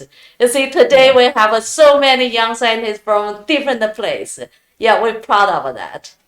Let's all thank Alice for all she's done in putting this together over the last 2 years. It's been an amazing journey in bringing the world together this way and building such an enormous audience for science. I mean, if any of us were in the biggest football stadium in the world, we wouldn't have as many people listening to what we're doing as any given Friday, morning, afternoon, or evening here with Alice. So thank you. Yeah, thank you, Paul. All of us around the world. Yeah. Actually, you see that, this year we have, Martin jump in. Yeah, we have, Jack Dish. Yeah, it's really helped. Because last year, every Friday, you get up at 2 o'clock or 3 o'clock. Yeah. So now, we have more partners. I think Martin help a lot, and Professor Jack Dish help a lot. Yeah. So every time, Jack Dish was in the evening, 11 o'clock. Yeah, so many times Martin also very early morning, but this the group of people, made it. Yeah, Martin, are you there? Yeah, I am. Thank you very much. Thank you, Alice. Thank you, everyone. It has been fantastic. To all the finalists, I joined this platform as an ACS Non-Rising Star. Yes, last year you and me, so. Yeah. Me and Minso came in as ACS Non-Rising Star, and thank Paul for introducing us to this platform. And, I can tell you, once you see the beautiful work that Aris has started here and Paul is, they're doing it together, you cannot but not fall in love. So please, all of you, those who made it to the final 10 and those who are finalists, you all won, because everyone who presented here was a finalist. You can put it in your CV, whether you won, you are iCANX Young Scientist Awardee, all you can say, I was a runner-up. I was a finalist in this award. Yes. And to be able to get recognition globally like this, it's just beautiful. And I can only tell you, it opens doors for you as a young scientist. So congratulations, all of you. I'm extremely proud of each one of you. Yeah. Okay, great. So Martin already said everyone have got my invitation because this year we really have iCANX moving forward. So we have 2 years online till now, 81 weeks. Yeah, this was 82 weeks. Yeah, we have many speakers from different parts. We have many audience. Not all of you got my invitation to jump in with us in iCANX. Either you help to host the sessions, or you be the panelists, or you be the helpers. Yeah, any volunteers are here because Martin, me, Paul, Jack Dish, and Meso, and all these groups are volunteers. Yeah, we want to build up, metaverses of science, online. So everyone can meet each other, can learn from each other. That will be more fun. In this year, we have so many great speakers. I want to thank all of them. And happy holidays next year. It all depends on you. Okay. Yeah. Welcome everyone. Yeah, to jump in iCANX, and I hope you have a very wonderful, happy holidays, a new year, and I see you next year on iCANX Talks. I think we made it, like this, Connect World and the Universe. We see you next year. The first session will be on January 14. Yeah, so we see you that time. Bye-bye. Thank you. Bye. Bye. Thank you. Bye-bye. Thank you. Thank you. Bye-bye. Bye-bye. Bye. Thank you. Bye.